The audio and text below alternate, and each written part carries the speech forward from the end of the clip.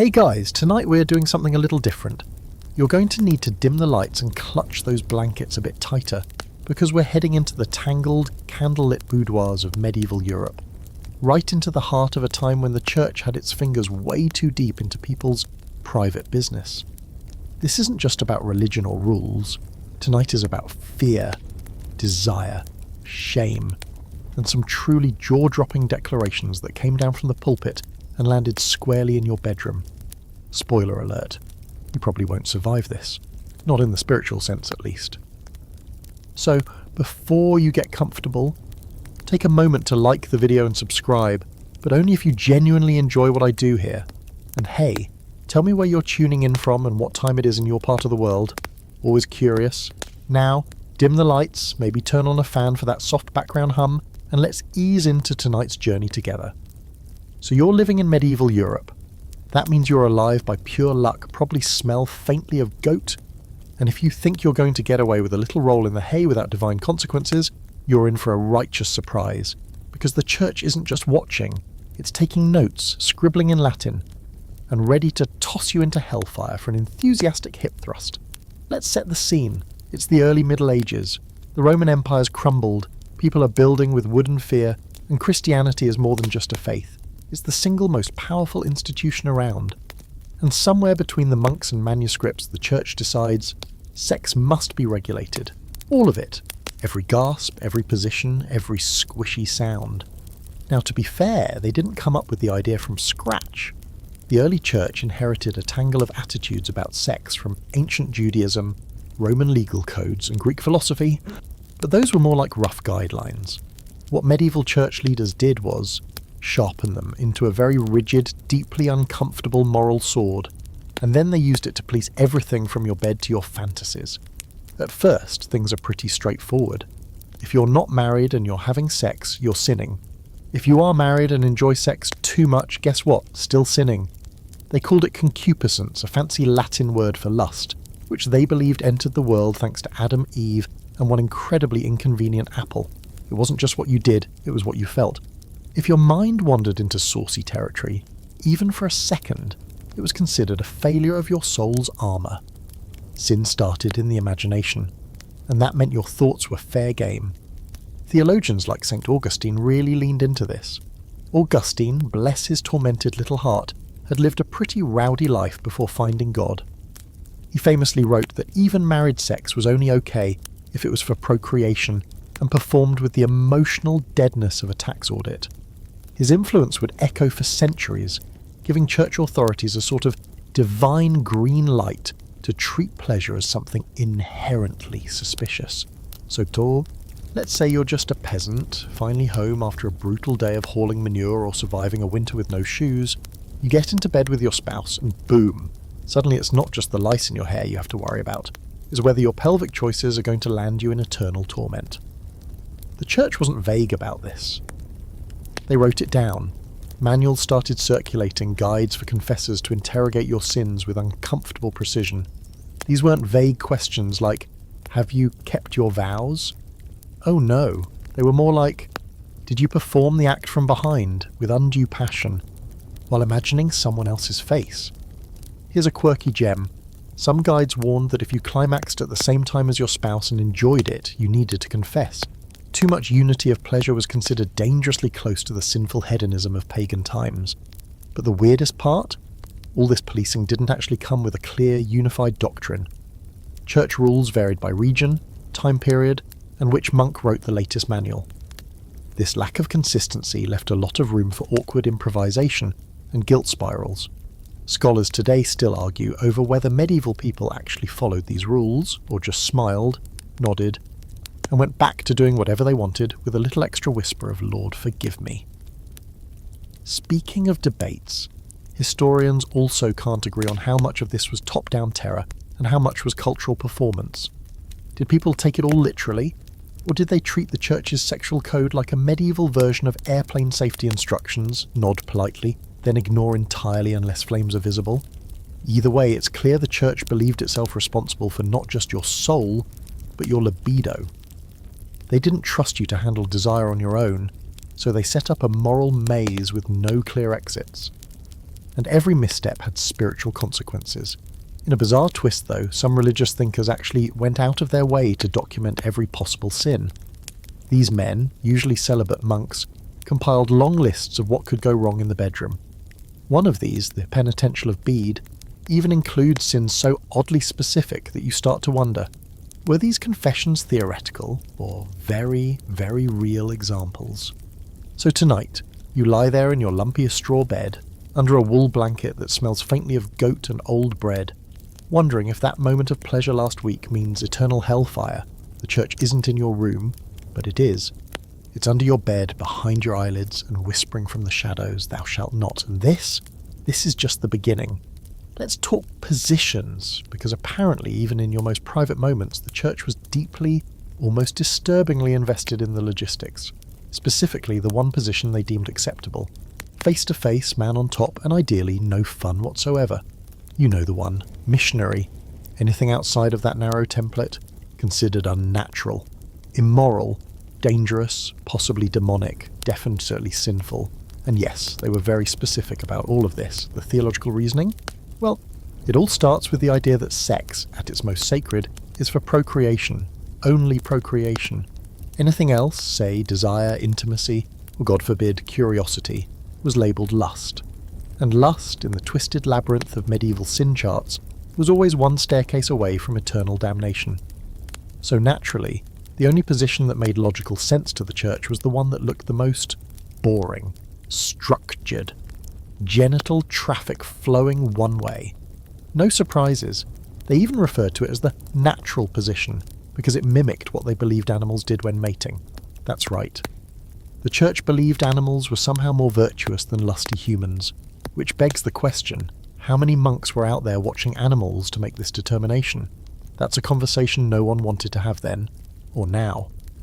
Other positions were categorized in alarming terms, side by side, called the position of the adulteress, woman on top. That was basically the devil doing push-ups. From behind, that one got labelled sodomitical and earned you a direct ticket to a particularly warm part of hell. There's even record of one penance manual declaring that sex from behind was as the beasts do, which ironically contradicted the earlier logic about mimicking animals, medieval logic where consistency goes to die. What's even more bizarre is how much theological energy was burned on imagining these positions in order to condemn them. In order to write such long lists of forbidden acts, someone, probably lots of someones, had to mentally workshop every possible variation of bedroom behaviour. It's a little awkward when you realise the men denouncing pleasure were also the ones categorising it in microscopic detail. Like, guys, we get it. You've thought about it. This obsession with bodily positioning wasn't just about keeping people in line. It was about spiritual hierarchy. Think about it. Missionary with the man on top was seen as maintaining divine order. Man above, woman below, God above, man. The cosmos neatly arranged with no wiggle room, literally or figuratively. Any deviation wasn't just physical, it was considered a rejection of the natural order of the universe. Of course, not everyone followed these rules. We have glimpses, tiny ones, of what people actually did behind closed doors. Letters, confessions, scandalous tales that somehow survived the bonfires of righteous censorship. And while most of these sources are filtered through the hands of disapproving monks or angry bishops, you can still read between the lines. There were rebels, quiet ones, bedroom dissidents who didn't take their moral compass from a pulpit. And yet the pressure was immense. The threat wasn't just social, it was eternal. Commit a bedroom sin, and you weren't just a bad Christian. You were spiritually diseased, infected, your soul stained in ways only confession and public penance might cleanse. Some penances were minor, extra prayers, fasting, a touch more humility in your posture at church, but others? Brutal, flogging, isolation, public shame. Imagine being whipped in front of your neighbours because you had sex lying sideways on a Tuesday. And yes, that kind of specificity was real. Some guides prescribed harsher punishments depending on the position. A sin committed in the missionary position might get you 10 days of fasting, but the same act, say during Lent or in an unnatural posture, might cost you 40 days barefoot with bread and water only. It's a miracle anyone had the energy to try anything spicy. There's a fringe theory, still debated today, that these rigid sexual codes were less about holiness and more about controlled, that by regulating even the most intimate parts of life, the church extended its reach into every heartbeat, every breath, every desire. When your conscience is trained to flag arousal as danger, you don't need chains to be enslaved. You monitor yourself. Historians still argue over how seriously these rules were enforced. Some believe the church's obsessive sin catalogue was more of an idealistic fantasy than a lived reality, like the moral equivalent of medieval fan fiction, deeply imagined, meticulously written, but rarely practiced. Others argue the opposite, that confession culture, combined with an ever-present fear of damnation, meant even the most private acts were deeply policed. Maybe the truth lies somewhere in between. Here's the twist. Some clergy broke the rules they preached. Priests and monks sworn to celibacy were often caught in scandal. And not just behind closed doors. Whole towns would sometimes erupt in gossip or straight-up rebellion when their local priest fathered a child or kept a mistress tucked away in a church-owned cottage. The hypocrisy didn't go unnoticed, but that didn't stop the rules from getting stricter. What's even more ironic, many of these sexual laws came from people who had never legally or morally experienced sex. Celibate men, monks, bishops, theologians were the architects of a vast, complex, contradictory system of sexual governance. You were supposed to feel shame, guilt, and spiritual peril for doing things they hadn't even done. It's like taking cooking advice from someone who's never touched a stove, but has very strong feelings about parsley. Even within the theological community, some voices pushed back, quietly usually, because open dissent could earn you exile or worse. But now and then a monk would write in the margins of a manuscript, or a friar would give a lenient penance and whisper something like, "Just don't do it again this week."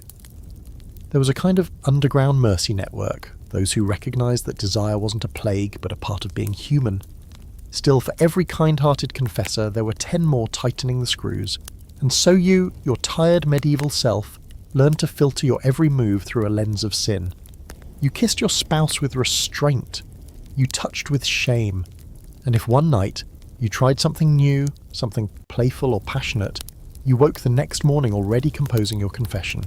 Because no matter what joy you found in the dark, the church was waiting at sunrise, ledger in hand.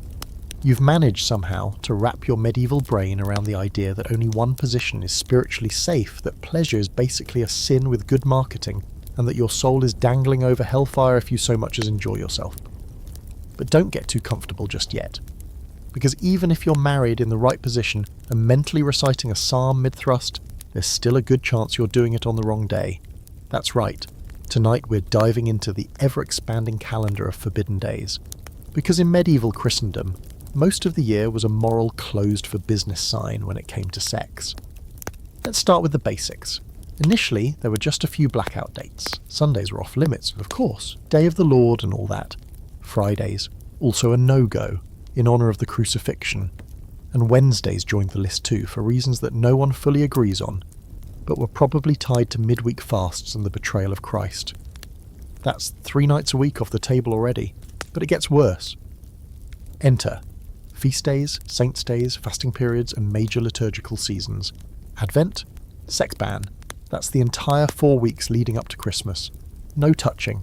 Lent, another blackout period, this one lasting 40 days, not counting Sundays. And if you add in the visuals of certain holy days, random local festivals, and the occasional unexpected papal decree, you end up with a staggering portion of the calendar where sex was completely forbidden. Some estimates suggest married couples were only allowed to be intimate for about a third of the year. That's it. The other 2/3? Holy silence, folks. Now imagine trying to keep track of this as a 14th century farmer with no formal education. You don't have a printed calendar. You have the sun, the church bell, and maybe a town crier who announces when it's time to fast or repent. So you're stuck relying on your priest to tell you whether it's a sin to touch your wife this week. Imagine being that guy. Every night's a game of is it Tuesday or damnation? But wait, it gets more absurd. Because the list of off-limits times wasn't just about holy days. There were other, even more random taboos. For example, sex was discouraged during menstruation. Understandable from a medical standpoint, sure, but back then it was framed not as biology, but as spiritual impurity. Medieval theologians literally cited Leviticus and ran with it like they were in a holy relay race. Pregnancy? Still risky. Even if your wife was visibly pregnant, many church authorities frowned on continuing to be intimate. claiming it could disturb the child in the womb or lead to unruly offspring. Translation: your baby might come out with a bad attitude because you couldn't keep it in your cassock for 9 months. Postpartum, you needed a priest to bless your wife before you could resume any marital activity, often 6 weeks or more after birth. This rite was called churching, and yes, it was basically a spiritual hygiene check. Your wife had to be recertified as clean before she was considered sexually acceptable again. You may be picking up on a theme here. Women's bodies? Not to be trusted. Ever. There were even rules against sex during times of illness, after receiving communion, and, brace yourself, during thunderstorms. Apparently, some church fathers believed lightning storms were a sign of divine wrath, and to be caught mid-coitus when a thunderbolt struck was a surefire way to fry your soul. So if the heavens were rumbling, best to roll over and pray instead. And then, of course, there was the golden rule of all: no sex during daylight, nighttime only. That wasn't just about privacy or modesty, it was a moral stance. Doing it in the light meant too much visibility, too much potential for lustful gazing. Candles? Fine, maybe, but don't linger. The idea was to make the whole act so functionally joyless that it couldn't possibly tempt you into sin. Think of it as a medieval version of spiritual airplane food. Just enough to survive, never enough to enjoy. All of this, the dates, the times, the rituals, created a strange kind of intimacy roulette. Even married couples had to second-guess every moment of connection. Was it the right day? Was she clean? Were you sober, focused, not imagining your neighbour's daughter or the Virgin Mary, or a memory from your sinful youth? Were you too eager or too slow, or, God forbid, too loud? One fringe belief circulating during the later Middle Ages was that the devil was especially active during banned times. Couples who broke the sex fast during Lent, for example, might be opening their bed to demonic visitation. Incubi and succubi, the male and female demons of the night, were said to prey on those who couldn't keep their pants on during holy weeks. If your child was born deformed or sickly, guess who got blamed? Not genetics. Not poor nutrition. Nope, Lenten sex. It all traced back to your inability to abstain while Jesus was metaphorically in the desert. And here's the kicker. People believed this. At least enough that confessions were filled with admissions of forbidden timing sins. And yes, some priests really did assign extra harsh penance if you dared to bump uglies on Good Friday. One story tells of a peasant couple who admitted to breaking the Lenten ban and were ordered to walk barefoot around their village while dragging a heavy cross. Imagine explaining that to your neighbours. Yeah, we couldn't wait till Easter. Yet for all the absurdity, the fear was very real. When every cough, bad harvest, or child's fever could be interpreted as divine punishment, keeping to the church's sexual calendar wasn't just about obedience. It was about survival. You kept the rules because you believed breaking them could destroy your family. Historians today still debate how strictly these rules were enforced. Did parish priests check a calendar before giving penance? Were people genuinely afraid, or did they mostly ignore it unless something went wrong? The answer, as always, lies somewhere in between. There were the zealots, sure, and there were the rebels. But most people probably lived somewhere in the grey area, sinning in small doses, confessing when convenient, and hoping God had a soft spot for human nature. So tonight, as you lie beneath your coarse linen sheets and eye the wooden cross nailed above your bed, you do the math. It's a Wednesday, in Lent, with a thunderstorm brewing outside. Your wife's pregnant and you just got communion that morning, and you think, better not. Because in medieval Europe, even in your own bed, your soul was always on the clock. So let's say you're married, legally, sacramentally, publicly, and you and your spouse are finally alone on a quiet, morally neutral Thursday night. No feast days, no thunder, no recent communion, no visible celestial omens. Seems like you've passed through the labyrinth of restrictions and found one of the 3 nights a month the church might allow you to engage in some guilt-sprinkled marital union. So, you're good, right? Not quite. Because here's where the medieval church really kicks you in the spiritual shins. Just making a baby, the one reason sex is supposedly allowed, doesn't actually make the act holy. You still have to navigate a minefield of intention, timing, and yes, internal mindset. Procreation may have been the goal, but if you enjoyed getting there, you've still committed sin. Welcome to the maddening logic of medieval moral theology. The church's position, no pun intended, was that sex, even in marriage, was never free from the taint of original sin. Because Adam and Eve disobeyed in the garden, an act they believed involved a blend of pride, appetite, and probably something sweaty. Every sexual act was born from a corrupted nature. So yes, you could make a baby, and the baby might even grow up to be a perfectly decent sheep herder. But the act itself, still suspect, still spiritually risky. This wasn't just some casual theological shrug. There were literal rankings of sins based on how much you enjoyed the process.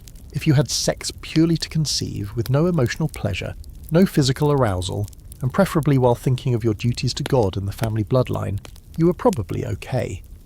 You might even get a half-hearted theological thumbs up. But if you felt passion, even for your spouse, that could tip you into the realm of venial or even mortal sin, especially if, God forbid, you initiated it. There was a deeply entrenched belief that desire, even toward your own spouse, was a form of concupiscence or lust. And lust, even in the context of marriage, was seen as a spiritual failing. In fact, some theologians warned that a husband could sin more gravely by desiring his wife than by sleeping with a prostitute out of weakness, but without affection. Wrap your chastity belt around that logic. One particularly influential thinker, Peter Lombard, wrote that married sex was only sinless when it was completely devoid of desire. He described it as rendering the debt, a gloriously romantic phrase suggesting that sleeping with your spouse was less about connection and more about making a scheduled loan payment. You didn't want to be there. They didn't want to be there. But spiritually, it was safer that way. No fun equals no sin. Even the intention to conceive wasn't a get-out-of-hell-free card. If you wanted a child, but also, oh no, enjoyed the act of conceiving it, you might be slipping. Theologians actually debated whether it was possible to want children without simultaneously falling into lust. Spoiler. Most of them said no. The ideal was to approach sex the way you'd approach a bad haircut, necessary, uncomfortable, and ideally over quickly. But medieval couples weren't robots. They laughed, they touched, they got tired of being scared. So of course plenty of them quietly, casually let themselves feel something. And when they did, they might whisper about it to a confessor, only to be told that even their joy in childmaking had to be balanced out with penance. Maybe you conceived a child during the right season and didn't break any calendar taboos. But if you were a little too into it, that was cause for concern. Women, especially, got the short end of this theological stick.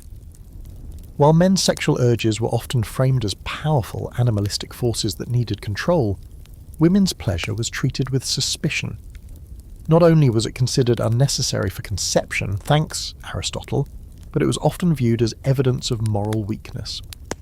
A wife who seemed to enjoy sex too much, she might be under the influence of demons, or worse, she might lead her husband into sin by making him enjoy it.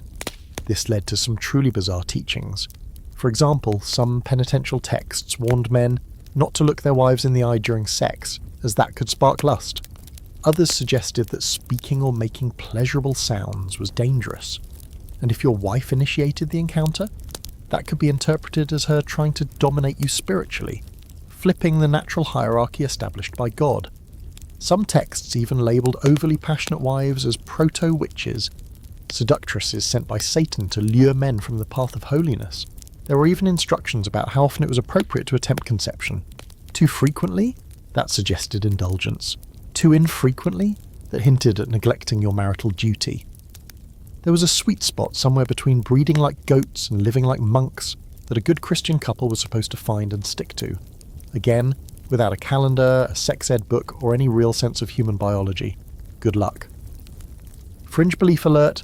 A few medieval writers proposed that children conceived during impure sex, say if the couple climaxed together, or if the woman enjoyed herself, might be born morally weaker. There was a pseudo-medical idea floating around that the spiritual state of the parents at the moment of conception shaped not just the body, but the soul of the child. So if you conceived in a state of lust, congratulations, your baby might grow up to be a criminal, or French. Of course, not every medieval Christian took these ideas seriously. Scholars argue over how much people internalized the guilt versus how much they just played along to keep the priest happy. But the sheer volume of surviving texts, penitentials, caementers, theological commentaries, makes it clear that the church was absolutely obsessed with controlling the morality of procreation. It wasn't enough that you were married and trying to start a family. You had to suffer through the process, physically, emotionally, spiritually.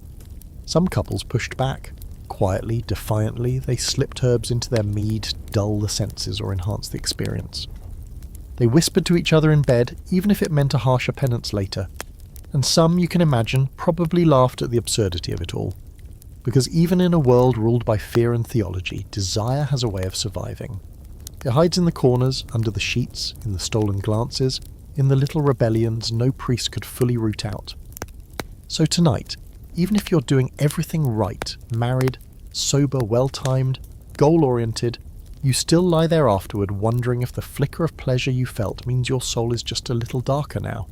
And tomorrow you might be kneeling in the confessional explaining that yes, you only meant to make a child, but also, maybe, you liked it. A little. And the priest will sigh, jot something down, and assign you a few days of fasting. Because in medieval Europe, even your holiest intentions came with a price. So now you're properly terrified about your intentions, your timing, your posture, and every flicker of enjoyment that might accidentally doom your soul. But if you think you can at least keep all this between you and your hay-stuffed mattress, think again. Because the church wasn't just content to dictate what happened in your bedroom, they also made it their business to investigate it. Enter the medieval confession system, a spiritual checkpoint where your soul got weighed, measured, and occasionally grilled about whether you had used your spouse's body in a bestial manner.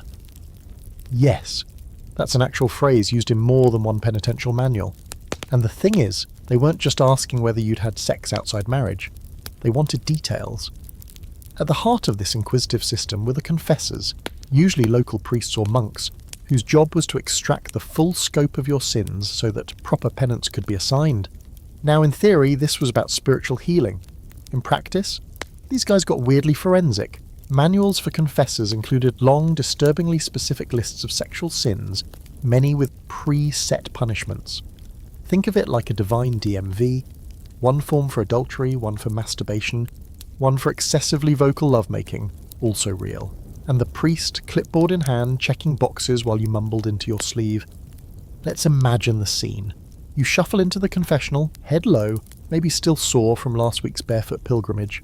The priest, who may or may not have any actual experience with the things he's about to ask you about, leans forward and says something like, "Have you lain with your wife in a way not pleasing to God?"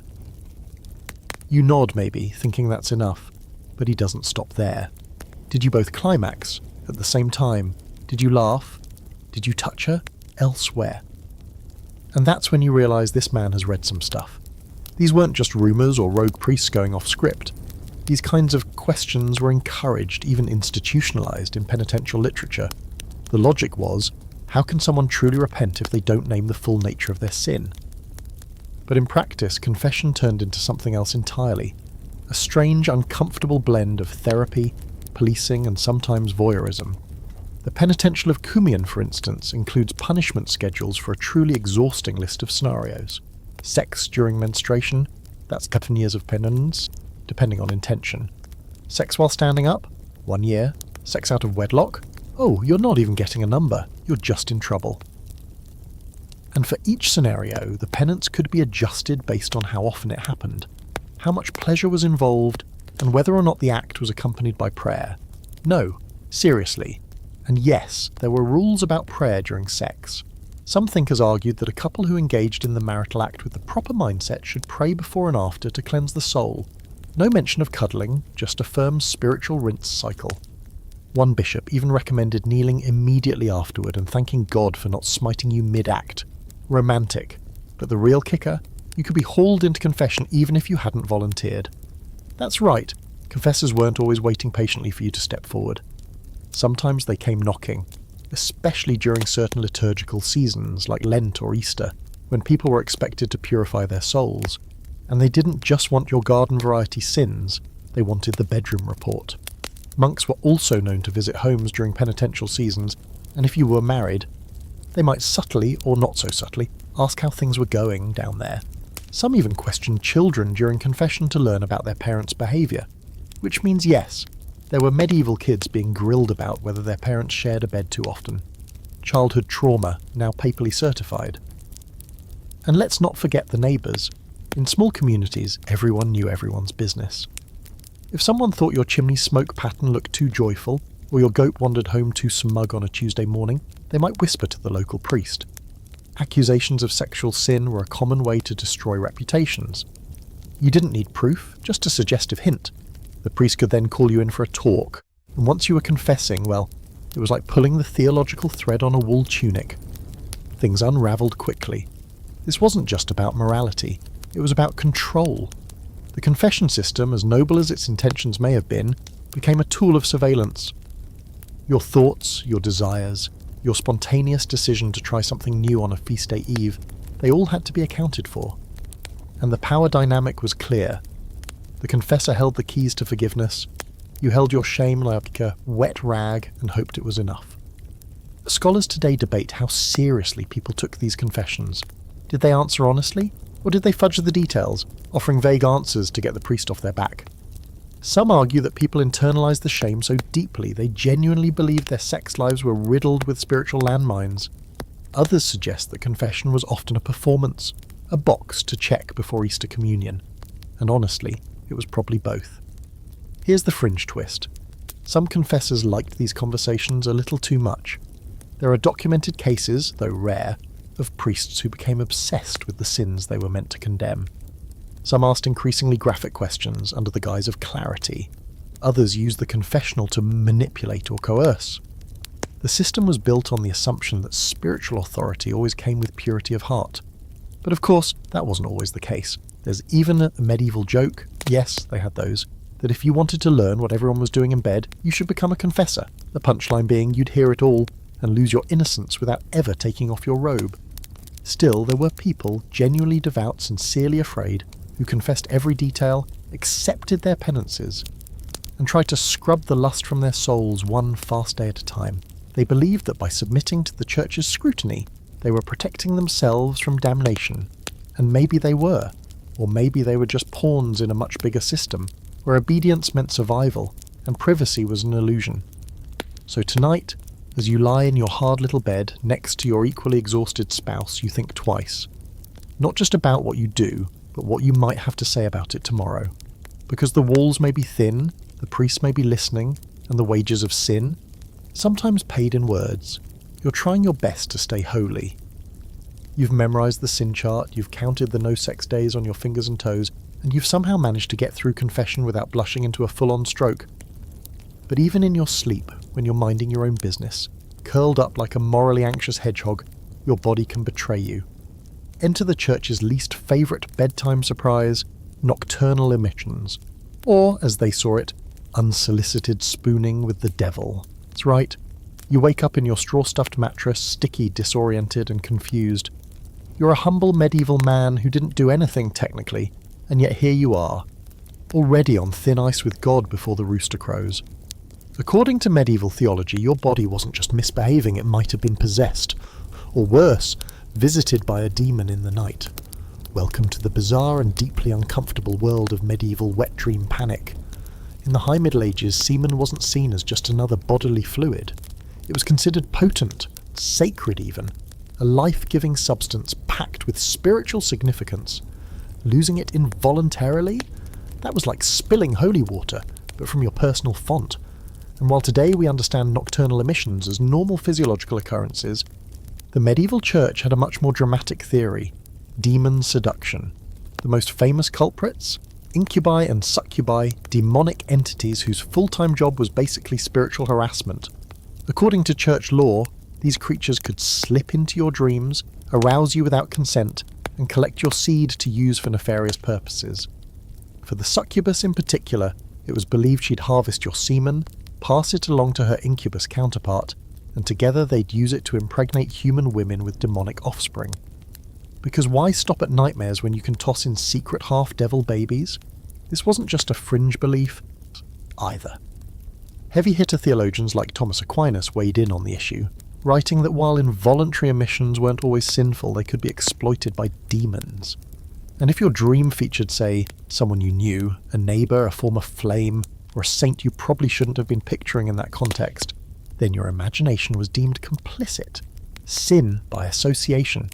Congratulations, your subconscious just got added to the ledger of eternal judgment. Naturally, this created a whole new flavour of guilt. Because if you couldn't even sleep without sinning, where could you ever truly be safe?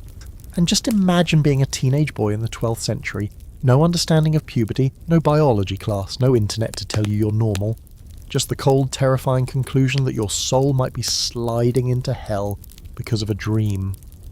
So what did people do about it? Well, some went straight to confession, again. There were instructions in confessor manuals for how to handle nocturnal emissions. Some priests advised the usual penance, fasting, prayer, a splash of holy water for good measure. Others took a more cautious approach, telling the penitent to observe whether it happened again, if it did, and especially if the dream was too specific, that was a red flag. And then there were the truly devout, those who took preemptive measures to avoid being caught with their spiritual pants down. Some men slept with crucifixes above their beds. Others tied cords around their thighs to restrain temptation. A few, more dramatically, opted to sleep on cold floors or with uncomfortable bindings in the belief that physical discomfort would ward off the devil, or at least kill the mood. In monastic communities, the rules were even stricter. Monks were expected to maintain perfect chastity, not just in action, but in thought, dream, and secret midnight or twitch. If a monk was known to have frequent emissions, it could lead to suspicion, reprimand, or isolation. There are even records of monks waking one another during the night to check that no one was having an unholy rest. Imagine sharing a room with 20 other men, all under pressure to wake up dry or explain themselves. You're not sleeping, you're just waiting for judgment. Some theological texts even warned that repeated emissions could be a sign that a person was too worldly, or worse, had opened themselves up to demonic influence. Reading secular poetry, spending too much time alone, or thinking too fondly about one's youth were all considered gateway behaviours to demon dream territory. A slippery slope from nostalgia to nocturnal damnation. And yes, the scholars still debate this. Some argue that this fear of night emissions was more of a theoretical concern, another layer of spiritual caution that only a few took seriously. Others suggest it was a real source of distress, especially for those trying to live ascetic lives. The truth, as always, is somewhere in the middle. Enough people believed it to write about it obsessively, but not so many that it stopped people from dreaming. Women, by the way, weren't off the hook. While there was far less written about female nocturnal pleasure, mostly because medieval theologians didn't think women had that kind of inner life, there were still warnings about women having dreams of carnal nature. And since women were already considered spiritually weaker and more susceptible to temptation, a scandalous dream could quickly escalate into a suspicion of witchcraft or demonic seduction. One fringe theory even held that women who experienced pleasure in their dreams were being trained, yes, trained, by demons for future sins. Think of it as Satan's internship program. These ideas eventually fed into the later witch panics, where women were accused of consorting with incubi and birthing evil children. But even in the early medieval period, the seed of suspicion had already been planted. So what's the takeaway? In medieval Europe, you couldn't win. Awake or asleep, clothed or naked, with intent or without, your body was a battlefield. The Church, in all its obsessive glory, had created a moral universe where sin could happen without consent, without action, even without consciousness. And the only real escape? Constant vigilance, and probably a good dose of insomnia. So tonight, as you drift off to sleep in your scratchy wool nightshirt, under the holy glow of a candle burning low, you whisper a prayer, not for peace, not for dreams, but that you'll wake up unchanged, dry, innocent, unsullied by your own traitorous biology. And if not, well, you know the routine by now. Confess, fast, repeat. Because even in the dead of night, under a crescent moon and the weight of silence, your soul is never, ever off duty. At this point, you're probably wondering if anything about medieval sex was allowed to be pleasant. Spoiler, not really. Especially if you were a woman, because if the Church was suspicious of men's pleasure, it was downright terrified of female pleasure. In fact, to most medieval theologians, the idea of a woman enjoying herself between the sheets was about as comforting as a pagan drum circle breaking out during High Mass. Sinful, destabilizing, and probably witch-adjacent. Let's start with the basics. According to much of medieval church doctrine, and the thinkers who clutched their quills while sweating about this stuff, female pleasure wasn't necessary for conception. That made it optional. And optional in a moral system that viewed any unnecessary bodily enjoyment as a potential sin meant it was basically just lust in a dress. If you liked it, you were probably doing it wrong. In fact, Many clerics preferred to pretend women didn't even have sexual desire. They quoted ancient sources like Aristotle, who believed women were passive vessels, receptacles for the man's sacred seed, there to host life, not participate in the act of creating it. Pleasure? That was a male domain. Women were there to endure, maybe weep a little, certainly not moan. Of course, not all women agreed.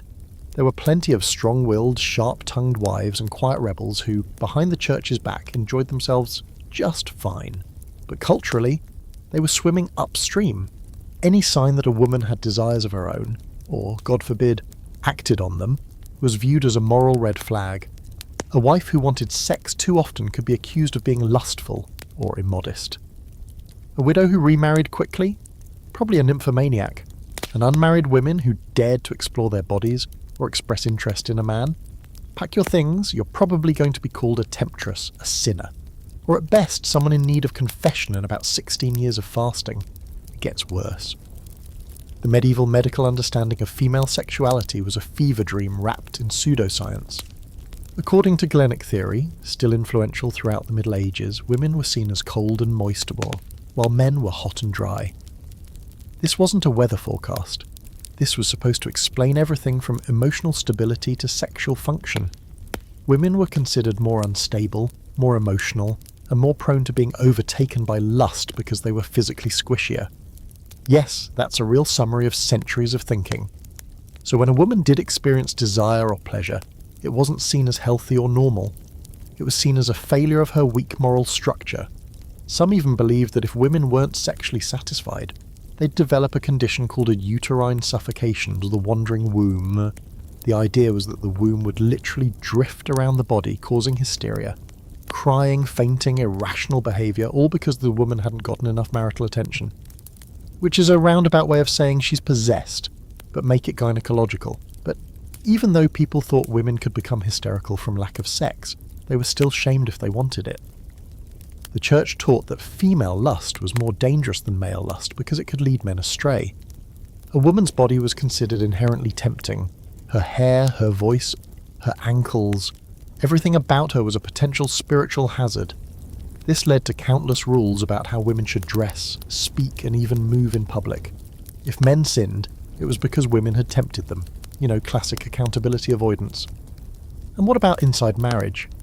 You'd think being a wife would give you at least a little space to express yourself. But no, marriage was no guarantee of sexual equality.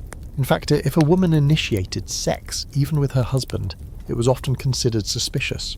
Why was she so eager? What was wrong with her? What had she been reading or imagining or doing before this moment? Entire sermons were dedicated to reminding women to be quiet, obedient, and available, but never enthusiastic. If you smiled during foreplay, congratulations, you were probably halfway to heresy. And speaking of smiling, the church's rules extended right down to facial expressions. Some manuals warned against lewd faces, or excessive noise during intercourse, especially from women. The implication was clear. If you looked like you were enjoying yourself, you were tipping dangerously close to carnal indulgence. Best to keep your face blank and your thoughts pious. There's even a medieval story, possibly apocryphal, possibly not, about a woman who confessed to her priest that she'd enjoyed sex with her husband and had, in the heat of the moment, cried out in pleasure. The priest was horrified. He told her she'd opened a door to hell and assigned her a penance so extreme that it probably gave her more trauma than anything her husband had ever done in bed. The message was unmistakable. Female pleasure wasn't just irrelevant, it was dangerous. Of course, not everyone in the medieval world bought into this. Some texts, especially those outside the strict control of the church, acknowledged that women could feel desire and even enjoy sex. There were courtly love poems, naughty striazes, and even a few surprisingly feminist thinkers tucked away in the dusty corners of manuscript culture. But these were the exceptions, not the norm. One fascinating fringe detail: some women, particularly those living in convents, wrote about their bodily experiences in coded spiritual language. Nuns would describe their love for Christ in terms that were, let's say, intensely passionate. There are letters and poems that read like religious erotica, moaning, not for men, but for God. And some scholars believe this was a socially acceptable outlet for female desire. Reframe it as divine ecstasy, and suddenly you can say the quiet part out loud, as long as Jesus is the object of your affection. But outside the cloister walls, women were still locked in a cultural double bind. If they were too cold, they were frigid. If they were too warm, they were sinful. Too silent, suspicious. Too vocal, dangerous. The ideal medieval woman, according to many church teachings, was sexually passive, emotionally obedient, and, let's be honest, probably miserable. So tonight, if you're a woman in medieval Europe and you find yourself enjoying the marital act, maybe just a flicker of satisfaction and a half smile in the dark, you'd better smother that feeling quickly, because the walls have ears, the saints are watching, and your own body might be evidence against you. The safest pleasure was the one you never admitted to. Not to your husband, not to your priest, and certainly not to yourself. At this point, you've internalized the fear, you've confessed your thoughts, counted your penances, avoided eye contact with your spouse during sex, and kept your hands, and everything else, within the approved borders. But in medieval Europe, you could be doomed just for noticing someone's feet, or hair, or, brace yourself, ankles. Because according to the ever-watchful church, the human body was basically a walking catalogue of temptation, and nearly every visible inch of it could cause sin, spark desire, or open a metaphysical portal to damnation. Let's start with hair. Women's hair, specifically, was a spiritual crisis waiting to happen. Loose flowing hair wasn't just a fashion statement, it was practically a siren song. Church fathers warned that uncovered hair could arouse impure thoughts in men, especially during religious services. That's why married women were often required to cover their hair completely, and nuns, of course, took it a step further by chopping it off and hiding it under layers of veil and wimple. The message was clear: hair wasn't innocent, it was bait.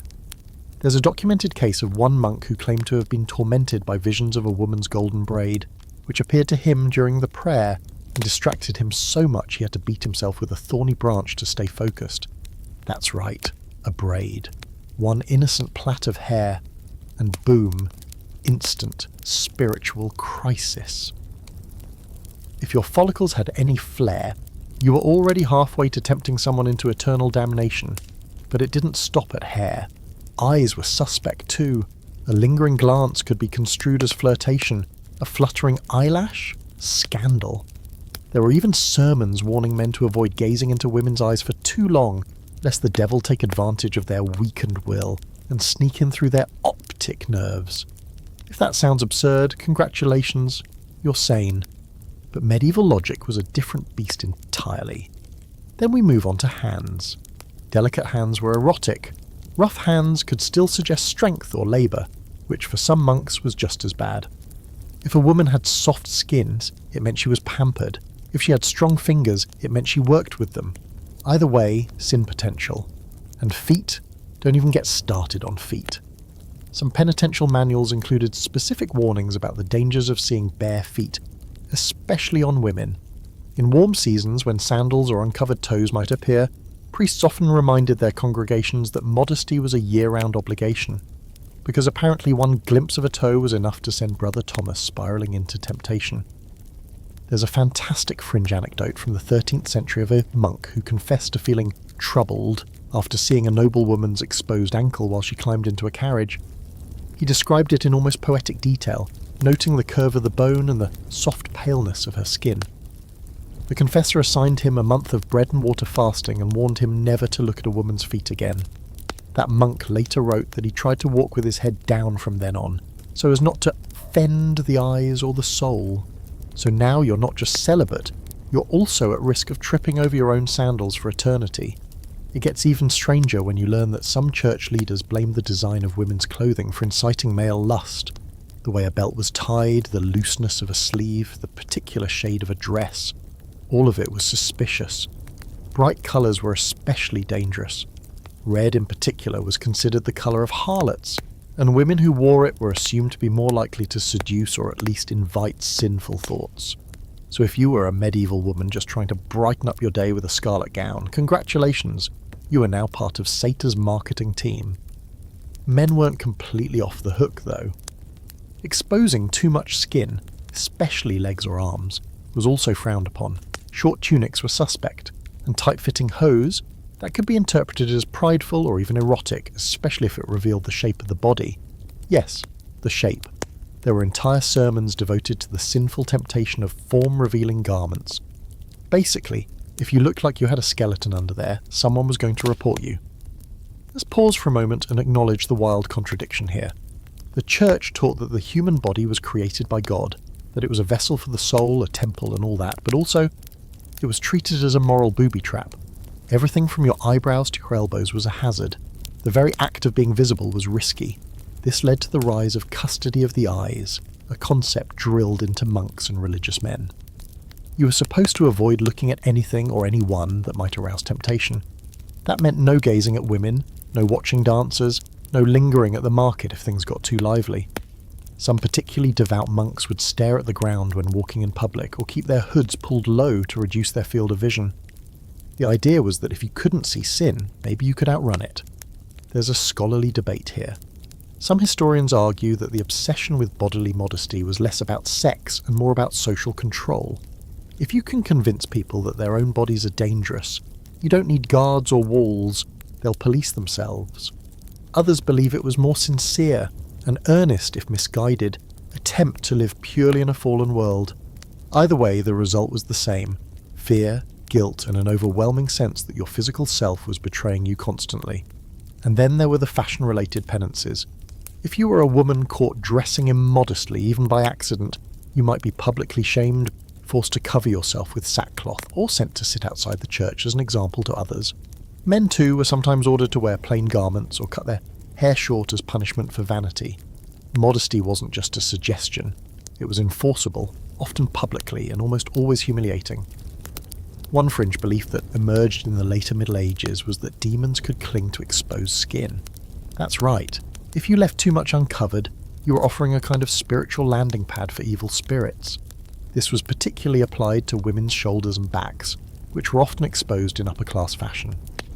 Some priests warned that these bare thresholds were invitations to the devil, who could enter the soul through uncovered flesh.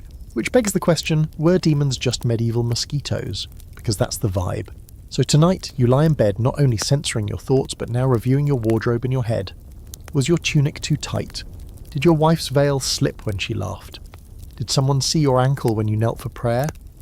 You pull the blanket up, tuck it under your chin, and try to forget that your body, this vessel of sin and flesh and ungovernable toes, might be the biggest spiritual liability you own. You've now accepted that your body is a sin machine, your dreams are incriminating evidence, and even your wife's braid might be a temptation crafted by Lucifer himself. But things somehow get even more uncomfortable when you enter the confessional and realise that your priest has a menu of sins, and he's reading it aloud, in great detail, slowly. Welcome to one of the most awkward corners of medieval life, the confession booth kink list. Because yes, the church wrote down everything that could go wrong in your sex life, and then had your local clergy quiz you on it. Now confession was originally meant to be a spiritual balm. A chance to come clean, start fresh and lighten the burden of guilt. But in practice, it often turned into a medieval game of name that sin, where your priest wouldn't just ask if you had broken the sixth commandment. He wanted to know how, when, where, and whether you had any unauthorized thoughts in the process. The root of this system lay in the penitentials, those famous, often unsettling manuals designed to help priests calculate appropriate penances. Imagine a spiritual spreadsheet. Each sin had a description, a severity level, and a prescribed punishment. These manuals were compiled over centuries, mostly by monks, and included some of the most detailed and uncomfortable writing in Christian history. And yes, they were quite explicit. For example, some penitentials asked things like, did you perform intercourse from behind? Did you use unnatural gestures? Did you say lascivious words during the act? Did you imagine another person's face while with your spouse? Did you both enjoy it at the same time? Was the woman on top? That last one, by the way, could get you 30 days of penance and a scolding about the inversion of natural order. And then came the bonus round. Questions about frequency. How often did you lie with your wife? Did you do so during a fast day? Did you touch her in places other than what is permitted? Was she in her fertile window? They didn't say fertile window, of course, but the implication was there. The more unnecessary the act, the greater the sin. Imagine the average farmer or shepherd sitting through this battery of questions. You've spent the week ankle deep in pig muck. Your wife smells like dried fish, and now some nervous celibate priest is asking whether you lingered too long on her neck. It's no wonder some people confess to imaginary sins just to get the process over with. Yes, Father, I looked at her elbow too lustfully. 40 Hail Marys? Great. Thank you. And these weren't isolated cases. The detailed nature of the penitentials reveals just how obsessed church officials were with categorizing sexual behavior. There are entire sections devoted to the sins of married couples, single people, widows, clergy, yes, the clergy had their own sin columns, and even sins involving food. Apparently eating certain stimulating meals before sex was also discouraged. So if you were hoping to set the mood with oysters and figs, congratulations, you just added gluttony to your sin stack. Now, here's where it gets even weirder. Some priests didn't wait for you to confess a specific sin. They'd prompt you. If you came in for a general confession, Father, I've sinned in thought, word and deed, you might get a follow-up like, have you sinned with your wife? In what position? Did you touch her in any unholy way? One can only imagine the sweaty eye contact in those booths. A few penitentials even included diagrams, not full-on illustrations, but charts, lists of positions with corresponding levels of sin and penance. Missionary, minimal sin, standing, moderate. Anything involving limbs being moved in suspicious directions, high alert. And heaven help you if there was laughter involved. Laughter during intercourse was a major red flag. Sin and joy were not allowed to mingle, ever. This obsession with sin specificity served multiple purposes. First, it gave priests a clear structure. They weren't guessing how much punishment to assign. You broke rule number 37b, therefore, 10 days of fasting and no mead. But more importantly, it reinforced control. When people believe that every single thing they do in the bedroom is being documented somewhere in a cosmic ledger, they start policing themselves. Your own thoughts become surveillance. Your own pleasure becomes suspect. There's a fringe theory among modern historians that some of these confessors may have gotten a little too into the questioning. I mean, if your entire adult life is spent telling others not to have sex, and then suddenly you're sitting in a booth hearing all the juicy details, that's a recipe for some repressed voyeurism. There are even historical accounts of confessors being removed for impropriety or lascivious questioning. Translation: someone got a little too excited during their spiritual interviews. Now you might think, surely this was limited to the strictest communities. Maybe just monks and weird bishops in remote mountain towns? Nope, this was everywhere. Penitentials were standard reading for any priest with a confession box and a burning desire to know what his parishioners were doing with their genitals. Even rural parishes in tiny villages kept copies. These manuals were passed around like sacred cookbooks full of recipes for moral correction and simmering shame. Some believers, understandably, began to dread confession, not because they feared punishment, but because they feared the questions. Imagine being a young newlywed, sitting across from a balding priest who asked you whether you used your mouth in ways unbecoming to God's design. And then having to answer, out loud, in Latin, if he insisted. And the penances weren't always mild. Some were just long prayers, sure, but others involved public humiliation. Walking barefoot through town, standing outside the church wrapped in a rough sack, or fasting for weeks. A few even had to wear symbols of their sexual sins, literal badges of shame. One historical account describes a man forced to wear a wooden penis tied around his neck for 2 days because he confessed to pleasuring himself. That's not just cruel, that's performance art. Now, scholars today argue about how much of this was taken literally. Some believe that confessors used the full menu of sins only in extreme cases. Others argue that these lists were applied quite routinely, especially in the more pious regions. But what's clear is this: the church believed it had the right to know. Your inner world, your desires, your fantasies, your favourite position, all of it was fair game. So tonight, as you tuck yourself in under your holy blanketed bed, you know that next week's confession is looming, and you're running through the checklist in your mind.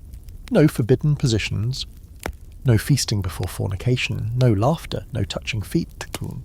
But you also remember the last time your priest asked whether your wife made any unusual noises, and suddenly the silence feels like an interrogation. Because in medieval Europe, even your confessions came with a script, and the church made damn sure you didn't forget your lines. Let's say you made it through the endless courtship rituals, the moral minefield of lustful glances, and a wedding ceremony that took so long you started wondering if your soul would leave your body before the priest said amen. You're married now, legally, sacramentally, publicly. You even survived the awkward blessing of the marital bed where half the village gathered outside your door while the priest mumbled Latin at your sheets. So you're finally allowed to enjoy a little intimacy, right? Not so fast, because the medieval church, never one to miss an opportunity to spoil a good time, had rules, so many rules, about what you could and couldn't do on your wedding night, and most of those rules fell squarely into the can't category. Welcome to your first official night of married life, where desire is a sin, passion is a danger, and even consummating your union could end with you crawling back to confession before your breakfast pottage gets cold. It starts with intent. The church's official teaching was that marriage was primarily a remedy for lust. Romantic, right? If you were overwhelmed by sinful urges and couldn't manage to stay pure, getting married was seen as a kind of moral compromise. Better to burn a little than burn forever. But the act of marriage didn't purify sex, just gave it a legal box to live in, meaning that even after the wedding, every act of intimacy still had to pass the same grueling moral checklist. Was it purely for procreation? Was it passionless? Did you feel slightly dead inside? Excellent, carry on. This made the wedding night a particularly awkward experience. You were expected to consummate the marriage, or, of course, that was non-negotiable. A union wasn't considered valid in the eyes of God, or the courts, until it had been sealed with, well, something rhythmic. But the church wanted couples not to enter this act joyfully. In fact, you were advised to pray beforehand, even suggested fasting first. Imagine that, starving, sweaty, terrified, and now expected to perform without letting your soul fall out through your mouth. And while we're talking about mood killers, many priests warned against too much affection on the wedding night. Holding your spouse too close, kissing too long, or enjoying the moment could be seen as indicators of sinful intent. One penitential even discouraged couples from facing each other too lovingly. Let not the eyes inflame the flesh, be it warned with all the tenderness of a tax audit. Now here's a fun twist. In some regions, couples were expected to wait one night before consummating. Yes, that's right. Just when you thought it was go time, the church swoops in with a rule that says you should spend your wedding night in prayer and reflection, thanking God for your new union and not doing anything that might make your heart beat faster. Because nothing says romance like kneeling side by side in a dark room, mumbling psalms while trying not to make eye contact. If you did choose to proceed, and let's be honest, most people probably did, you still had to be careful. Certain positions were off limits, as you have already learned in painful detail, but on the wedding night there was extra emphasis on restraint. The act had to be as brief as possible. No unseemly noises, no extra touches, and definitely no laughter. A wedding night filled with giggles, practically a direct line to Satan. And if you were a virgin bride, things got even more complicated. The church believed that the ideal woman entered marriage with zero sexual knowledge and even less curiosity. But they also knew that consummation had to occur for the marriage to count. So how did they reconcile this? With a lot of discomfort. One medieval marriage guide advised men to be gentle but firm, while another warned against giving the wife too much delight, lest she become wanton. Apparently, the goal was to complete the act efficiently without awakening any unnecessary enthusiasm.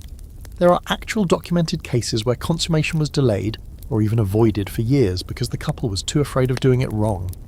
One noblewoman reportedly confessed to her priest that she and her husband had never known each other carnally, despite being married for over a decade. They'd been too terrified of committing sin through improper passion. The priest's response? He ordered them to correct their error immediately, but also warned them not to enjoy it too much. You really can't win. There's a scholarly debate about how much of this was actually practiced versus just preached. Sure, the penitentials were overflowing with warnings and prohibitions, but the real world was messy, unpredictable, and filled with people who had their own ideas about what a wedding night should include. Some historians argue that couples probably ignored half these rules.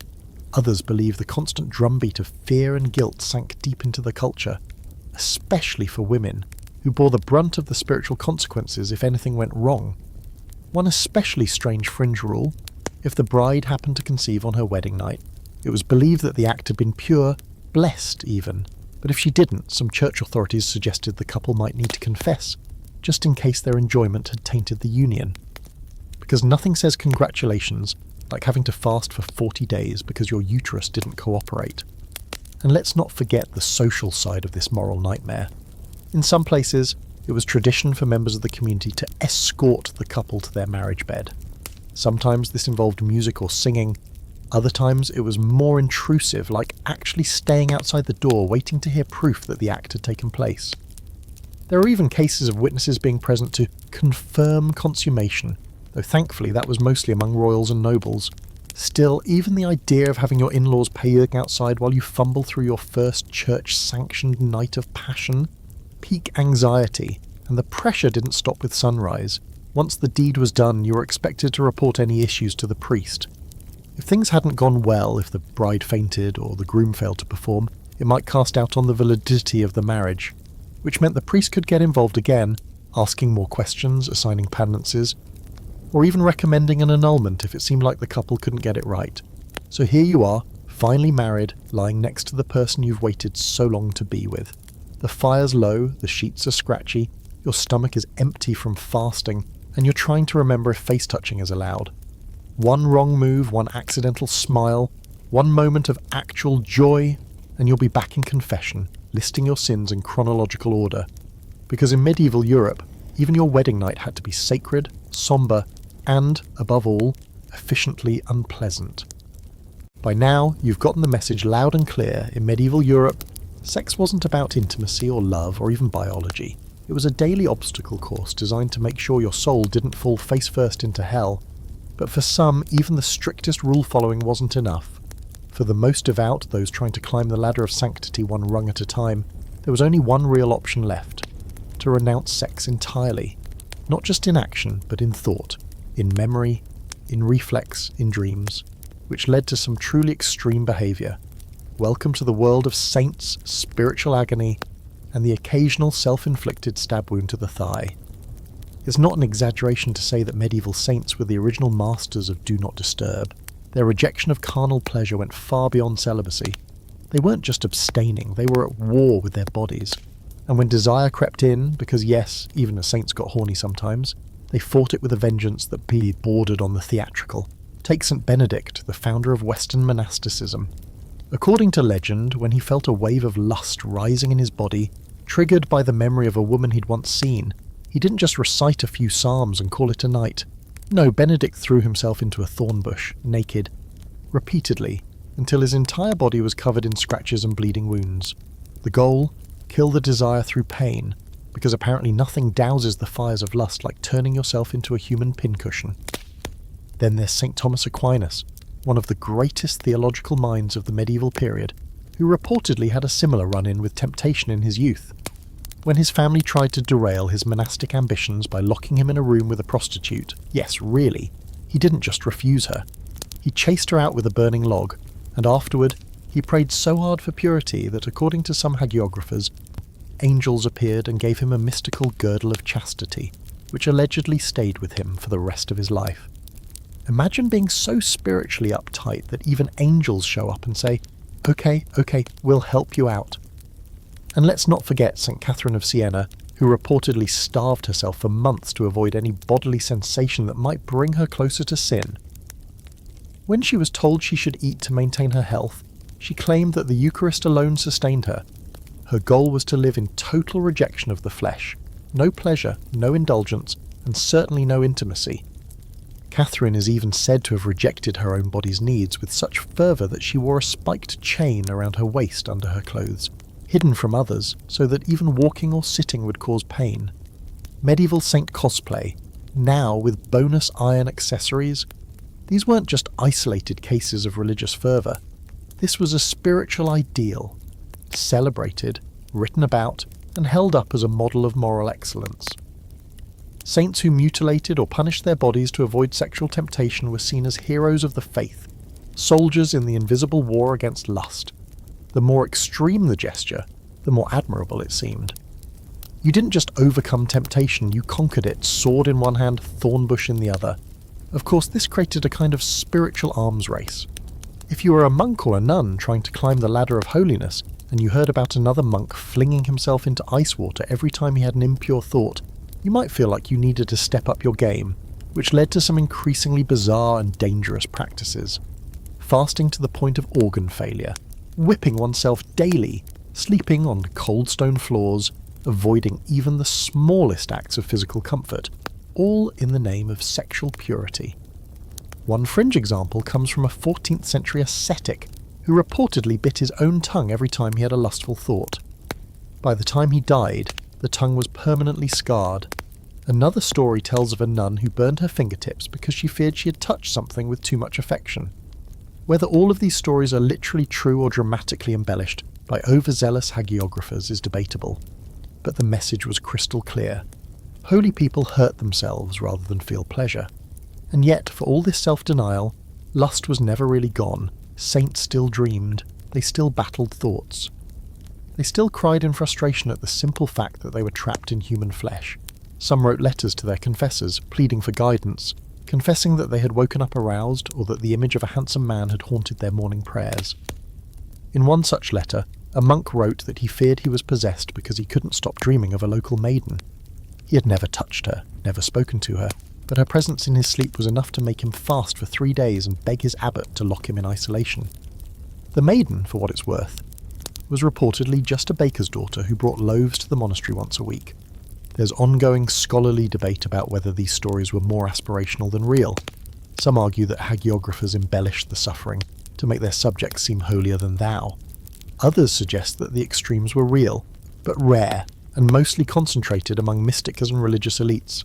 Either way, the idea that physical suffering was a necessary response to sexual temptation became deeply ingrained in Christian spirituality. If you weren't bleeding a little, were you even trying? Ironically.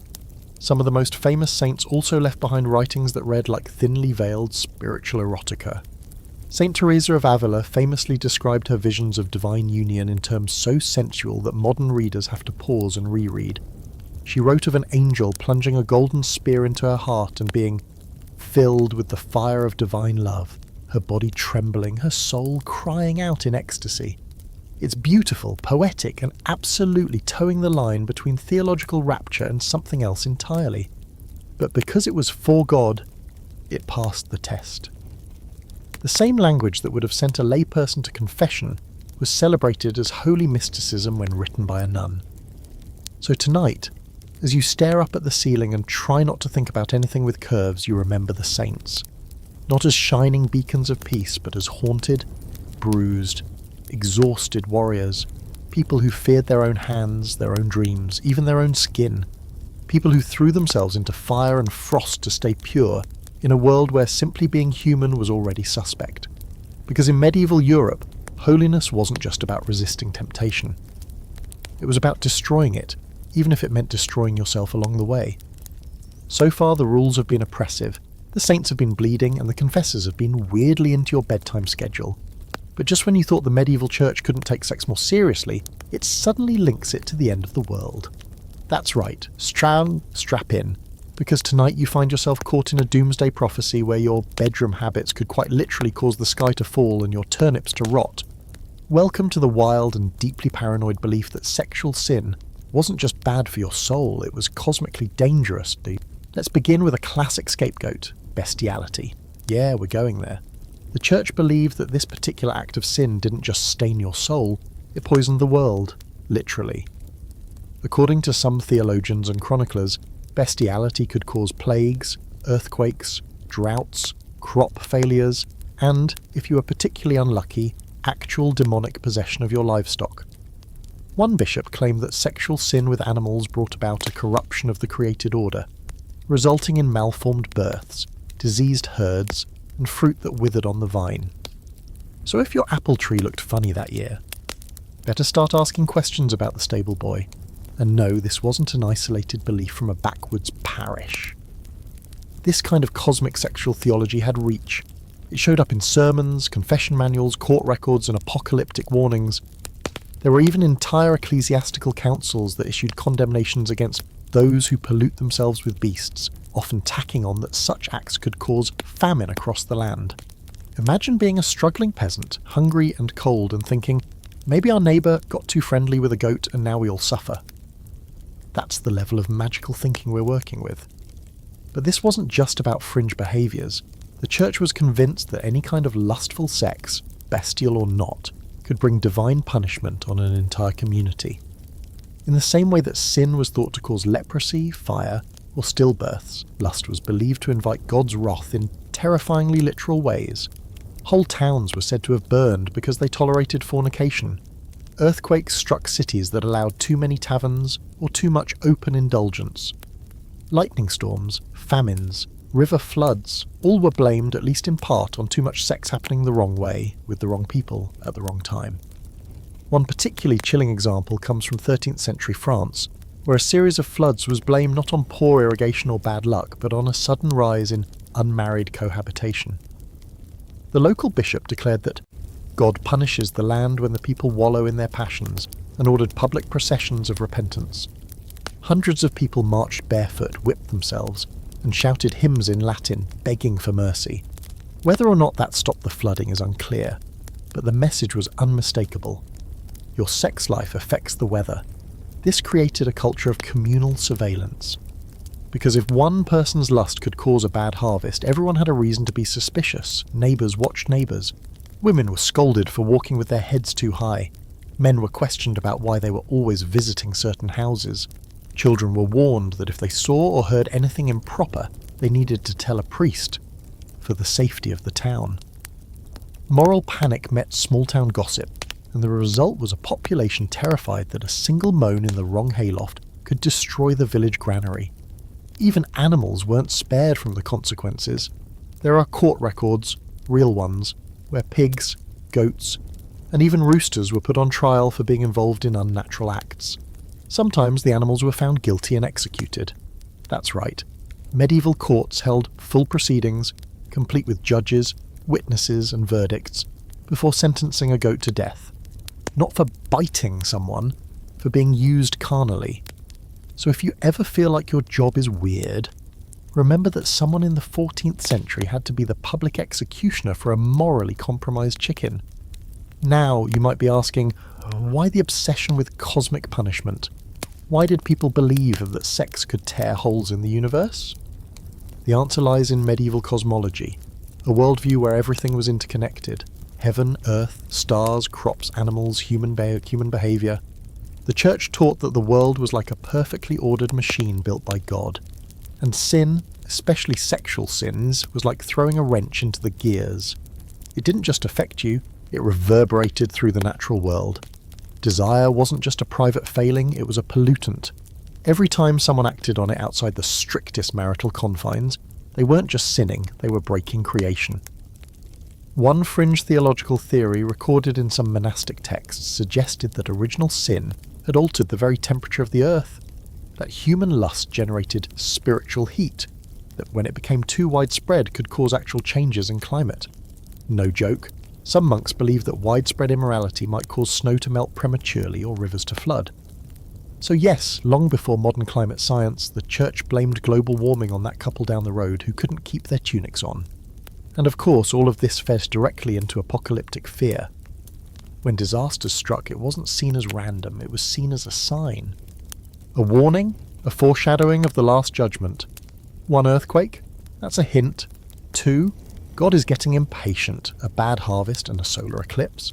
Repent immediately or face fire from the sky. There are chroniclers from the late medieval period who describe entire communities going into panic after a storm or hailstorm, convinced that someone's hidden sin had tipped the scale. People were dragged into churches and interrogated. Clergy gave mass confessions in public squares. And yes, there were cases, terrifying ones, where individuals were beaten or exiled because someone decided their sex life had angered God. What makes all this even more tragic is that people genuinely believed it. When a child died of fever, a couple might look at each other and ask, was it because we kissed too long last week? When the river overflowed and ruined the wheat, neighbours whispered, was it because of that unmarried man who keeps visiting the miller's daughter? In a world where science had not yet explained the chaos of nature, sin filled the gap. And sexual sin was the loudest, most visible, most terrifying kind. So tonight, as the wind howls outside your medieval cottage, and the rain drums on the roof like a warning, you pull your blanket tighter and stare at the ceiling. You're not just wondering if you've sinned. You're wondering if your sins will kill the harvest, or cool down a plague, or bring fire from heaven. It's not just about saving your soul anymore. It's about saving the village, Because in medieval Europe, when you gave into lust, the sky might actually fall. You're lying in your tiny creaking bed trying to fall asleep without thinking about ankles, thighs, or any of the other body parts that have become spiritual landmines in your daily existence. You've fasted, you've confessed, you've even added an extra layer to your nightshirt just in case your soul tries something sneaky while you're unconscious. But here's the uncomfortable truth about medieval life. Your bed is not your sanctuary. Not really, because according to the church, your bed, your actual bed, is the site of a cosmic tug-of-war. Every night as you close your eyes and drift off, angels hover above you, demons creep below, and your body becomes the battlefield.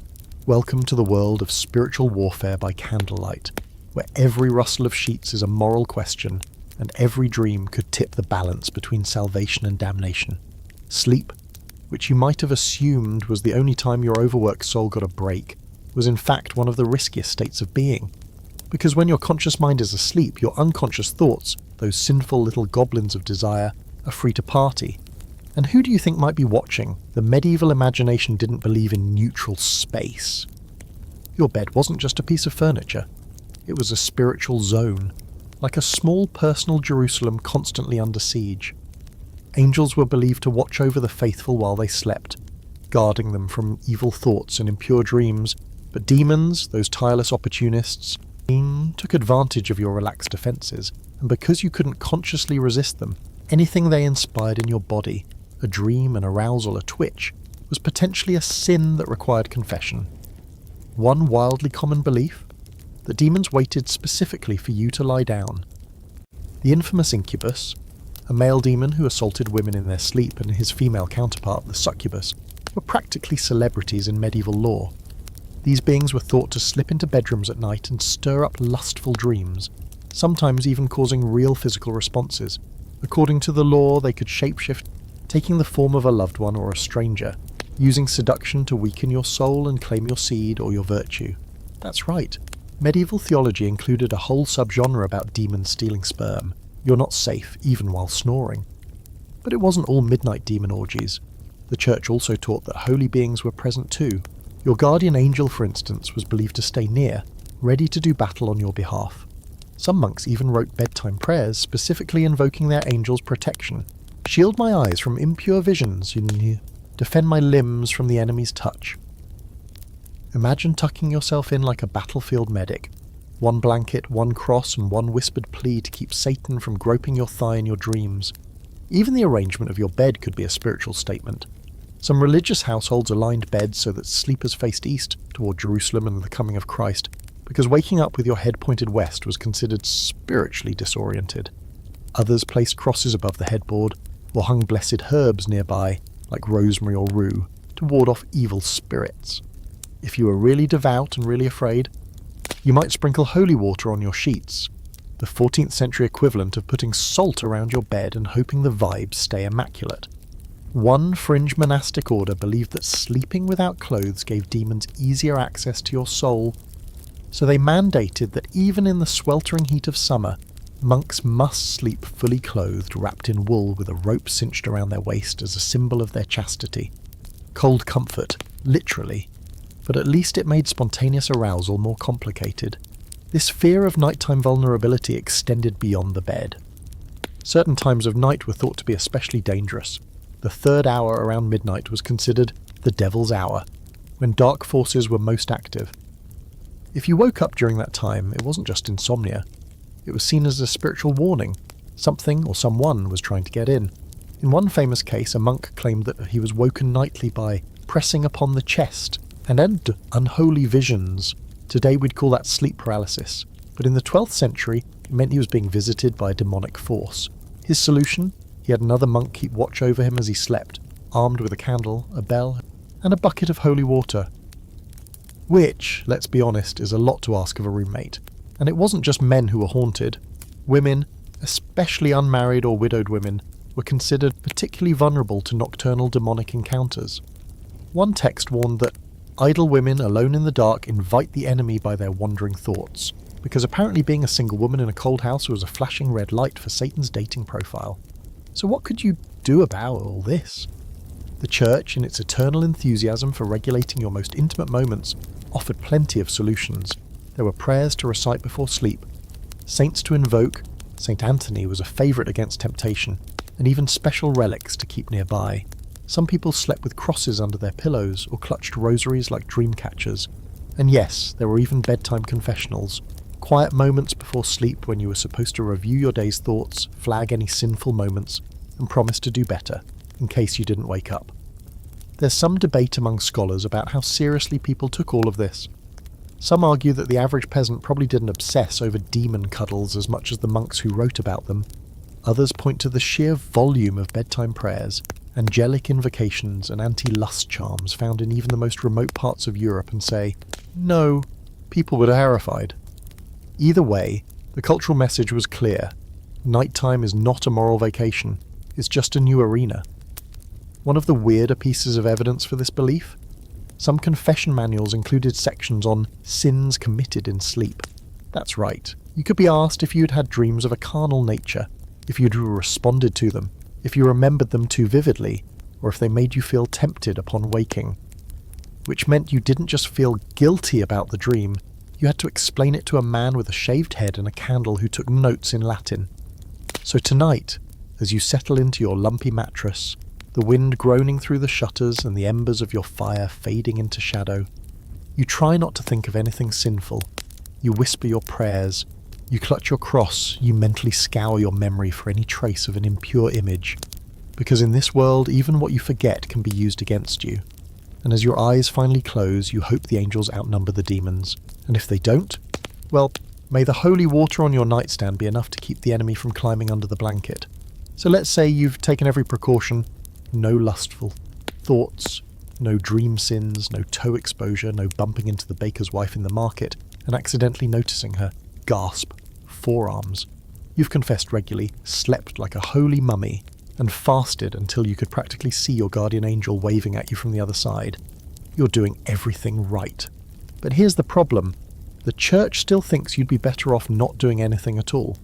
Because as far as medieval theology was concerned, the holiest sex was no sex whatsoever. That's right. Tonight we're diving headfirst into the deep end of the church's favourite moral fantasy, virginity, the spiritual VIP pass, the golden halo of holiness, the ultimate rejection of that messy, fleshy, noisy human condition. If sex in marriage was already suspect, sex outside of marriage was flat out damning dummy, then virginity was the only guaranteed way to avoid all the drama. According to the logic of the time, the fewer bodily fluids involved in your life, the closer you were to God. Now, this wasn't a new idea. Even in the early Christian world, virginity had been framed as the better path. St. Paul set the tone in the New Testament when he famously said, "It is good for a man not to touch a woman," and then went on to explain that marriage was acceptable only if you couldn't keep it in your robes. Fast forward to medieval Europe, and that theology had evolved into a full-blown purity cult. Virginity wasn't just preferable, it was ideal. The most celebrated saints were virgins, the most respected theologians were celibate, and if you were a virgin and dead, even better. That made you a martyr, a legend, and possibly an incorruptible corpse in a glass box somewhere. Women bore the brunt of this obsession, of course. The virgin martyrs became a full-blown genre in hagiography. St. Agnes, St. Cecilia, St. Louis, St. Lucy, St. Margaret, basically the whole medieval equivalent of a girl group, were venerated not just for their faith, but for dying before anyone could touch them. Their stories often followed the same plotline. Pagan man tries to seduce or marry them, woman says no, torture ensues, God steps in, sometimes with a dragon, and then she dies heroically, untouched and glorified. St. Agnes, for instance, was only 13 when she refused to marry a powerful Roman. According to legend, she was stripped naked in the public square, but her hair miraculously grew to cover her. When men tried to violate her, they were struck blind or dropped dead. Eventually, she was beheaded, and she became one of the most beloved virgin saints in Christian history. The moral of the story? Better to be dead than deflowered. And it wasn't just legendary saints. Ordinary women, especially those in convents, were held to impossible purity standards. Nuns took vows of chastity and were considered brides of Christ. Some even received spiritual wedding rings during special ceremonies, placing them in a symbolic marriage to Jesus himself. This was seen as the ultimate devotion. rejecting earthly husbands and sexual pleasure in favour of divine union. The fact that many of these women were sent to convents by their families at age 12? Minor detail. Inside the convent, virginity wasn't just encouraged, it was enforced. Nuns were expected to live in enclosed communities, cut off from men, conversation, and occasionally sunlight.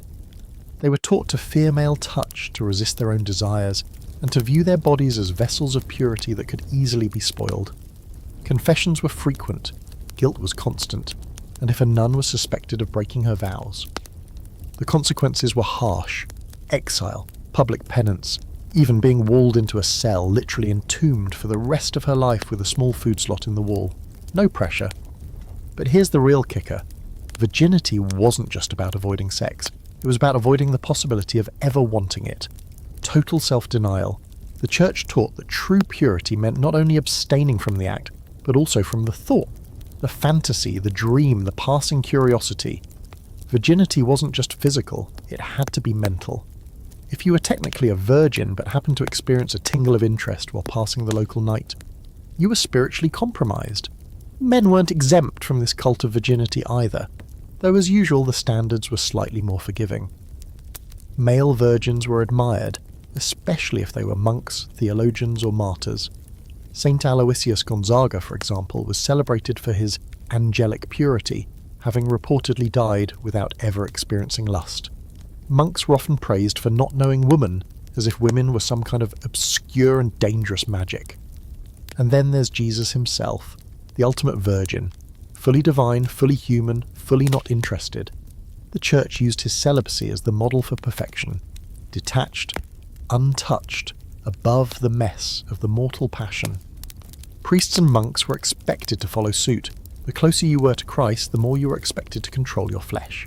If Jesus could resist temptation for 33 years, then surely you could survive Lent without sneaking glances at the fishmonger's apprentice.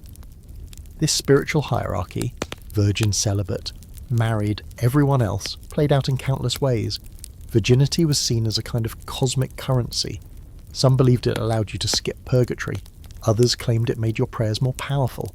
A few theologians even speculated that virgins would receive better seats in heaven. Front row halos, as it were. One fringe belief held that the Virgin Mary's own virginity wasn't just intact after Jesus' birth. It was physically untouched, as in, her hymen remained unbroken. There were heated debates among scholars about this, with some arguing that it had to be preserved to maintain her holiness, because apparently even childbirth wasn't allowed to ruin a perfect virginity record. That's how obsessed they were. Of course, all of this created a spiritual minefield for everyone else. If you weren't a virgin, you were spiritually downgraded. If you had been a virgin but lost it, even through rape, the stain was seen as permanent. And for those trying to live a faithful life after sexual experience, well, forgiveness was possible, sure, but the prestige? Gone. You could repent, but you couldn't reclaim your first place ribbon. Scholars today still argue over how deeply the average person internalized these ideas. Did medieval villagers really believe virginity was the golden ticket to paradise? Or was that mostly the obsession of the religious elite?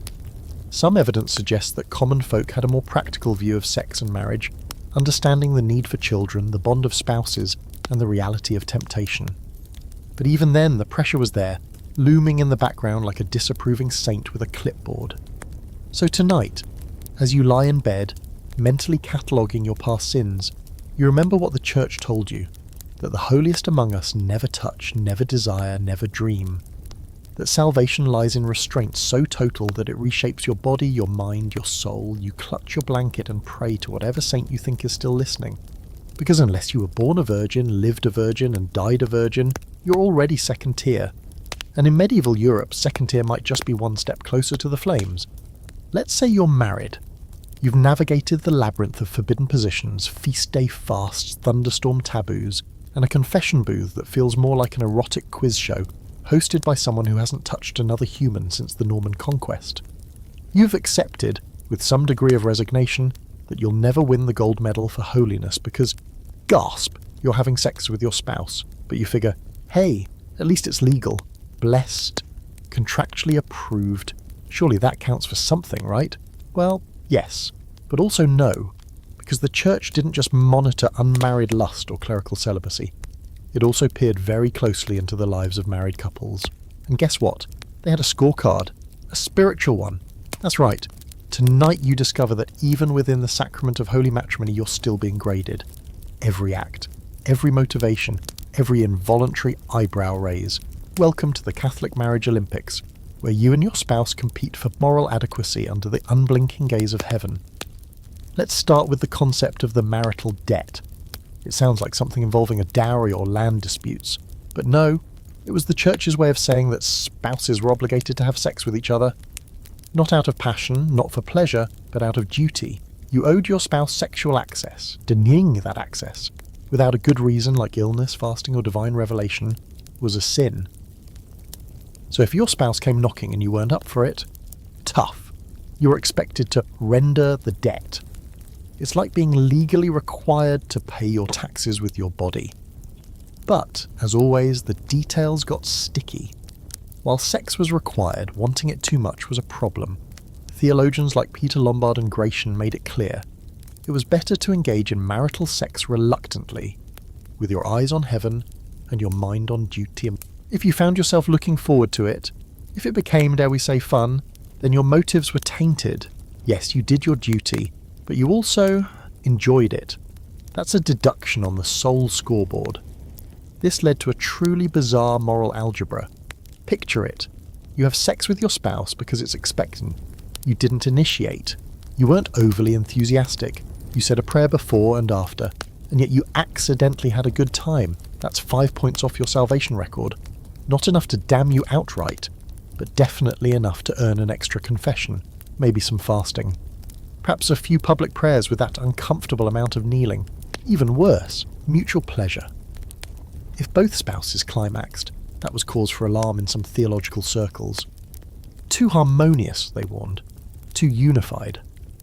Some church authorities actually argued that simultaneous orgasm was dangerously close to pagan sensuality. A kind of mini-orgy, just with the fewer people. It wasn't just that pleasure was suspect, shared pleasure that was a potential red flag that your marriage had drifted into hedonism. And then came the really fun part, ranking the severity of marital sins. The confession manuals broke things down in elaborate hierarchies. For example, sex with your spouse out of duty, no pleasure, no talking, minimal sin, acceptable.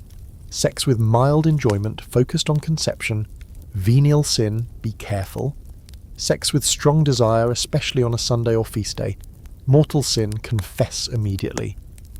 Sex with oral stimulation, even if within marriage, unnatural act, sin of sodomy. Welcome to hell. That's right. Certain acts were so frowned upon that even married couples were judged by the same standards as fornicators and adulterers. Anything considered unnatural, defined broadly and vaguely, was forbidden. This included positions other than missionary, excessive foreplay, prolonged kissing, or, God help you, anything involving oral contact. You could be married for 30 years, raise a dozen God-fearing children, donate to the church, and still end up in the confession booth because you got experimental one Tuesday night. One particularly influential text, the Summa Theologica by Thomas Aquinas, spelled it out with all the cheer of a tax auditor. Aquinas conceded that married sex wasn't sinful by default, but added that it could easily become sinful if the couple desired it too much. He even used the term inordinate affection to describe spouses who are too affectionate with one another. Translation: love your spouse, but not like them. Definitely don't want them. Wanting leads to touching, touching leads to smiling, and smiling leads to Satan doing a little dance in your fireplace. So what was the ideal married sex act according to the church? It was short, it was silent, it was for the express purpose of conception, it was not repeated often, it involved no creativity, no emotion, and preferably happened in the dark after prayer, and with as much shame as you could muster. If you finished and immediately cried out, "Forgive me, Lord," you were probably doing it right. But let's not forget the other side of the coin. Neglect was also a sin. If a husband denied his wife, or vice versa, without just cause, they could be held spiritually accountable. There are court records of medieval women dragging their husbands before ecclesiastical judges for refusing to fulfill the marital debt. One particularly spicy case involved a woman who accused her husband of withholding his body for the purpose of punishment. The court sided with her. He was ordered to provide appropriate conjugal attention or risk excommunication. That's right, church-ordered sex, romance lives. Of course, no one was keeping an actual physical scorecard, unless you count the monks scribbling notes in their confession manuals, but the psychological effect was real. Couples internalized these rules. They learned to second-guess their own intimacy, to scrutinize their desires, to weigh each encounter not on a scale of closeness or joy, but of morality. And if something felt good, that was usually a bad sign. Some scholars argue that this system was never really intended to be enforced in detail, that it was more of a moral ideal than a daily standard. But others point out that confession records, sermons, and court cases all show real people grappling with this twisted framework. Husbands worrying that they enjoyed their wives too much. Wives confessing that they asked for sex, and feeling like that was somehow dirty. The line between love and lust was so thin, so blurry, that many couples just accepted that their marriage, even at its best, was built on a foundation of mild sin. There were, of course, exceptions. A few priests and theologians tried to argue for a more compassionate view of marital love. Some even suggested that physical affection could be a path to unity, a symbol of divine connection. But those voices were mostly drowned out by the louder, harsher ones, reminding everyone that salvation was not a group project, and certainly not a pleasurable one.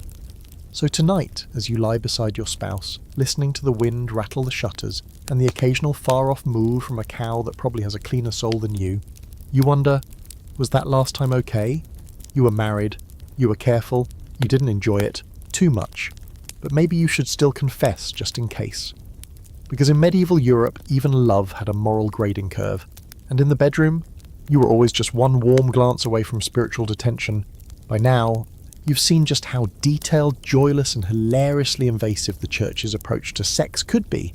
You've learned that married couples weren't safe, dreams weren't safe, ankles weren't safe, and pleasure was basically a sin in slow motion. But here's the twist no one saw coming. The same church that spent centuries telling you sex was dirty, evil, and apocalyptic also accidentally preserved some of the spiciest erotica in medieval history. That's right. In its quest to document every possible sexual sin, the church ended up creating one of the most unexpected archives of medieval porn ever written. Let's set the stage. You're a monk. It's the 12th century, and you've been tasked with writing a confessional guide. You're supposed to help other clergy identify and properly punish sins. But in order to do that, you need to list all the possible ways someone could sin sexually. So what do? You make a list, a long one, with specific acts, positions, scenarios, motivations, and suddenly you've created a document that reads less like a moral warning and more like an ancient, deeply repressed erotic novel written in Latin. These penitentials, and later confessor manuals, are packed with descriptions of acts that today would land them in the restricted section of any library. And the authors didn't hold back. They described sins in absurd detail. Who did what, with whom, how often, in what position, under what circumstances, and sometimes with commentary that bordered on too curious. One particularly infamous manual included distinctions like, did you commit this act standing, sitting, lying down, or leaning against a tree? Sir, are you writing a confession guide or staging a photo shoot? And it gets weirder. Some manuals made distinctions between ordinary sins and sins against nature. The former usually referred to straightforward fornication, while the latter was a theological dumpster fire of anything involving oral sex, same-sex relations, rear entry, or anything not designed to create a baby with the precision of a Swiss clock. But to describe these unnatural acts, the authors had to imagine them and write them down, in sequence, with variations. Suddenly, the sin list starts to look like an ancient Kama Sutra, only judged harshly by someone who's never removed a sock during intimacy. This wasn't just accidental. Some confessors and theologians were clearly fascinated by the very thing they condemned. You can feel it in the tone, how some entries linger a little too long, how some sins get described multiple ways, almost like the writer is trying to cover every possible base for research purposes. Of course, it's like watching someone try to say I hate chocolate while maintaining a £10 stash of truffles under their bed. Now, to be fair, most of these writers probably were trying to be helpful, at least by the standards of their time. The belief was that no sin could be forgiven unless it was named, in full, with all the juicy, uncomfortable detail. But the result was a treasure trove of forbidden acts, carefully recorded by men who had taken vows of chastity, lived in all-male communities, and hadn't seen a woman's elbow in 20 years, One particularly famous example comes from a 13th century manual that describes a sin involving a married couple, a wooden implement, and a rhythmic and deliberate movement intended not for conception, but for pleasure alone. That's a real quote. Not only does it sound like the writer knew exactly what he was talking about, but it also raises the question, where exactly did he get this information?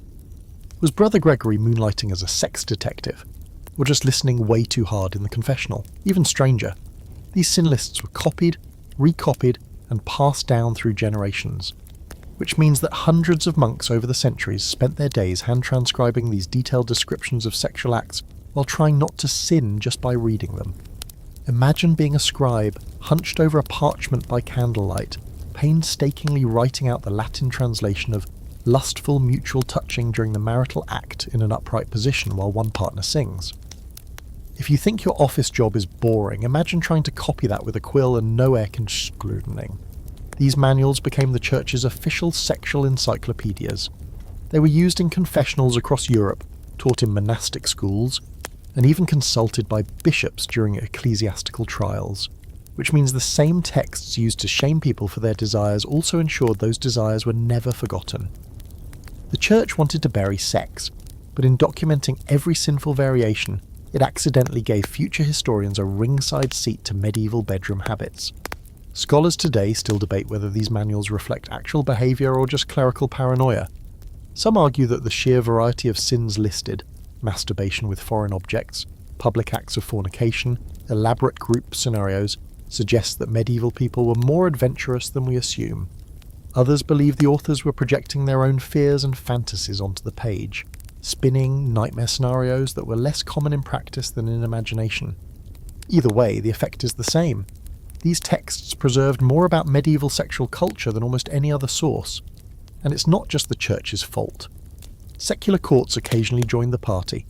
Court records from the late Middle Ages are filled with transcripts of adultery trials, accusations of lewd gestures, complaints of marital neglect, and in one unforgettable case, a legal dispute over a man who was caught trying to seduce a woman by comparing her breasts to apples, specifically the ones from the Garden of Eden. That's theological pickup artistry at its most ambitious. Even poetry got in on the act.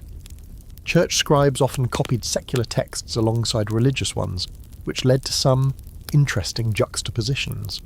In one manuscript, a sermon on the dangers of lust appears just a few pages before a bawdy folk song about a miller's daughter who tricks a monk into bed and steals his clothes. It's like flipping from the Book of Revelation to a very explicit episode of a medieval sitcom. So tonight, as you roll over in our bed, clutching your prayer beads and trying not to think of anything unnatural, remember this.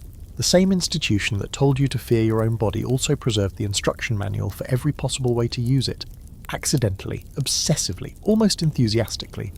Because in medieval Europe, the road to holiness was paved with sins, written down in exquisite, uncomfortable detail by someone who definitely knew more than they were letting on. So now you've seen the church's greatest hits, the sins, the shame, the endless manuals that read like awkward erotica with footnotes. You've seen the way even married love got dissected into theological spreadsheets, how dreams could damn you, and how monks practically invented the category of unintentional kink historian. But what happens when the rules become too much? When people get tired of tracking which feast day it is before they touch each other? What happens is when women, quietly and without fanfare, begin to push back? Tonight, we enter the shadowy, half-whispered world of medieval contraception, a landscape of herbs, charms, coded knowledge, and low-voiced secrets passed from midwife to neighbour behind closed shutters.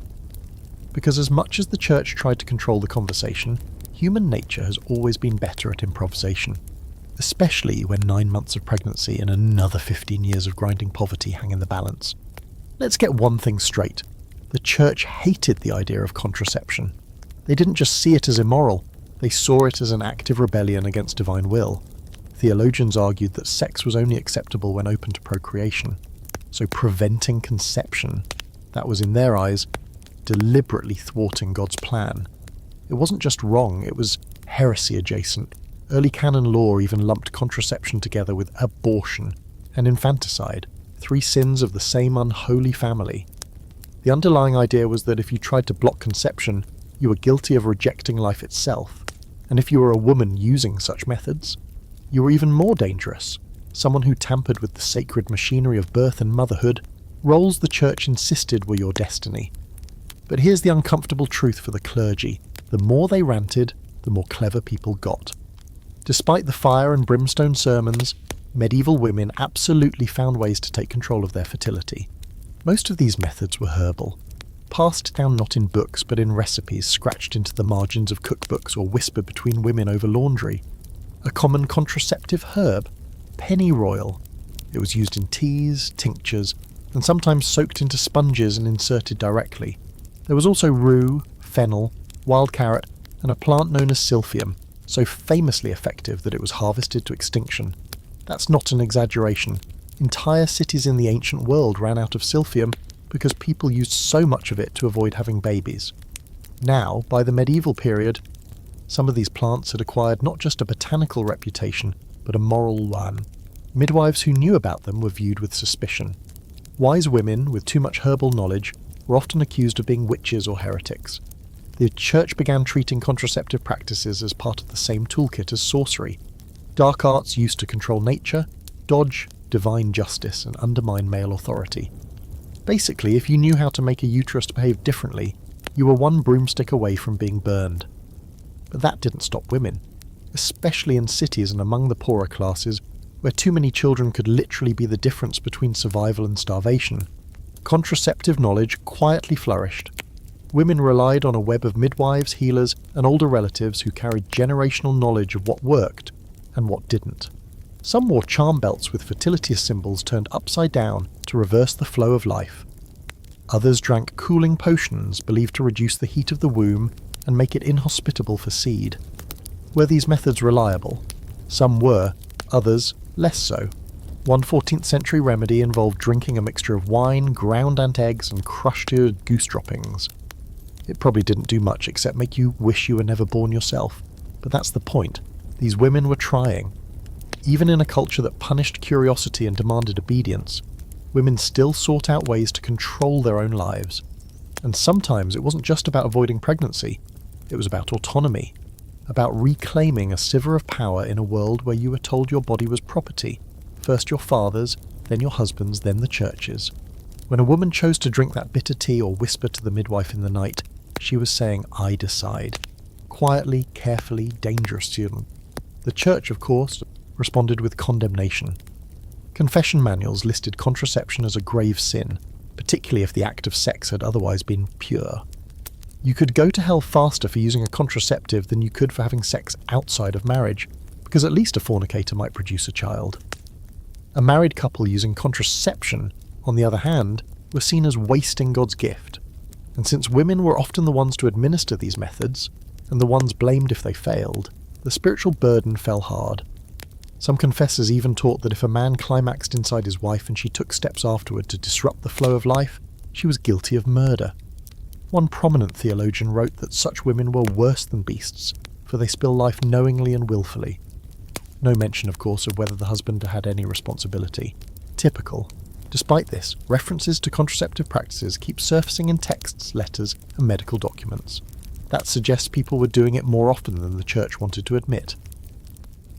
Scholars have even found evidence that some priests quietly supported it, especially in cases where a woman was already sick, exhausted, or financially ruined by repeated childbirth.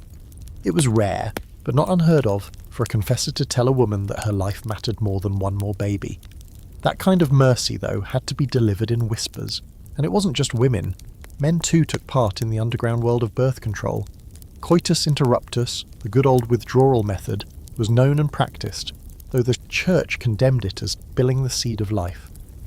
Some men also used natural barriers, like cloth sheaths or animal intestine coverings, crude but functional. One medical text describes a linen wrapper soaked in mint oil applied before the act to tell us this medieval innovation at its finest. There's a fringe theory that some monasteries and convents quietly developed their own contraceptive remedies, not for use of course, but for cataloguing and surveillance. The idea being that if you knew what the sinners were using, you could catch them. But it also meant the church ended up becoming once again the unintentional curator of sexual knowledge. Even as it condemned, it preserved.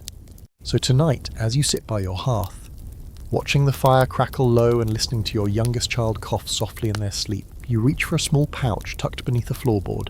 It's filled with herbs. You measure out the tiniest amount and steep it in warm water, just as your mother showed you. You drink it with quiet resolve, not out of rebellion, not out of lust, but out of love. For the children you already have, for the body you live in, for the choices you were never supposed to make. Because in medieval Europe, sometimes the most radical act of defiance wasn't shouting from a pulpit or storming a castle. It was taking control of your womb in silence. You've confessed your thoughts, measured your lust, tracked your wife's fertility like it's a lunar eclipse, and maybe even sipped a few suspicious herbal teas. You've fasted on feast days, avoided Sunday night cuddles, and spent enough time denying your body that your body has started plotting its revenge. But even if you resist temptation by day, even if you lie perfectly still at night, hands above the blanket, rosary clenched, eyes to the ceiling, you're still not safe. Because in the medieval mind, you don't even need to act on sin to be guilty of it. You just need to dream it. Welcome to the terrifying theological collision between lust and witchcraft, a nightmare-fueled belief system where an erotic dream might mean more than a guilty conscience. It could mean you're under demonic attack, or worse, that you are the one conjuring darkness, whether you know it or not. Let's start with the dreams themselves. In modern times, we understand that dreams involving sex are just a natural byproduct of biology and brain chemistry. But in medieval Europe, they were viewed with suspicion, deep suspicion. Arousal during sleep wasn't just embarrassing, it was incriminating. The common belief was that demons, especially incubi and succubi, could infiltrate your dreams and tempt your soul into lustful behaviour. These weren't just spooky bedtime stories. They were treated as real threats, with detailed documentation in theological texts, confession manuals, and even medical treatises. An incubus, male demon, would allegedly seduce women while they slept, sometimes disguising himself as a human lover, a deceased husband, or even, brace yourself, a saint.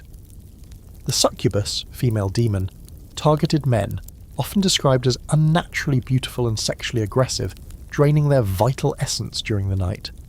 The church warned that repeated dreams of a sexual nature might indicate demonic interference, or, more frighteningly, invitation. You might not have summoned a demon intentionally, but your sinful thoughts and weak spiritual defences could have opened the door. And yes, these dreams counted as sins. You were expected to confess them, in detail. The church distinguished between spontaneous nocturnal emissions, which might be venial sins if truly involuntary, and dreams that featured carnal thoughts, figures, and persons known to the dreamer, which were treated much more seriously. If you dreamed about your neighbour's wife and woke up with evidence of arousal, that was a soul stain. If you dreamed about her multiple times, that was grounds for penance, and possibly an exorcism. But the real terror lay in the growing belief that not all dreams were passive. Some theologians began to argue that people could influence their dreams through intention, consciously or subconsciously. Meaning if you fantasized during the day, even just a little, and that fantasy returned to you at night in a dream, that wasn't just bad luck, that was your fault. And since demons were thought to be drawn to sinners like moths to candlelight, any vivid or repeated sexual dream became a spiritual alarm bell. This blurred line between dreamer and conjurer led to a whole new layer of fear, the association between erotic dreams and witchcraft. If a woman reported frequent nighttime visitations, unexplained sensations, haunting visions, shameful arousals, she might be suspected of consorting with demons. If she talked too much about her dreams, or worse, described them in detail, some might see it as evidence that she had welcomed the incubi willingly, that she had been marked, touched, claimed. And yes, women were far more likely to be accused. In Confessional, priests began asking questions that made a clear connection between dreams and the occult. Do you feel things in the night? Do you see the same figure again and again? Do you ever wake in pain or pleasure? These weren't medical questions, they were investigations, and depending on your answer, your next stop might be a harsher confession or a trial. There are documented cases in witch hunting manuals, most infamously the Malleus Maleficarum, where women were accused of forming sexual pacts with demons based purely on their dreams. One account describes a woman who dreamed repeatedly of a man who visited her in her sleep, whispered secrets, and touched her in ways unspeakable. When she told her confessor, he determined she had likely made a pact with Satan, knowingly or not. She was brought before a tribunal, Her dreams were used as testimony. She was tortured, confessed to whatever they wanted, and was executed. This wasn't fringe superstition, it was formalized doctrine. The church believed that lust opened the door to evil, and the mind, especially the dreaming mind, was the least defended battlefield. If you couldn't control your dreams, then your dreams needed controlling by force, fasting, flagellation, exorcism, sleep deprivation. One recommended remedy was to avoid any soft bedding and to sleep on a cold, hard floor so that the body could not sink into temptation. And again, it wasn't just women. Men too were accused of forming unholy bonds through their dreams. There are records of monks who confessed to nightly visitations, some of whom claimed they were being seduced by women they'd never met. One monk wrote that he saw the same vision every night for months, a pale woman in a red cloak standing at the foot of his bed. Sometimes she touched him, sometimes she whispered, sometimes he woke in tears. His abbot ordered an exorcism. They burned his sheets and made him fast for 30 days. But the most terrifying implication of this dream demon paranoia was that you could be accused without having done anything at all. You didn't have to admit to a sin, you didn't have to act out a fantasy. All it took was someone noticing that you looked tired, someone hearing you whisper in your sleep, someone seeing you leave the chapel looking shaken, and suddenly your body wasn't just your own anymore. It was evidence. This paranoia bled into medical thinking too.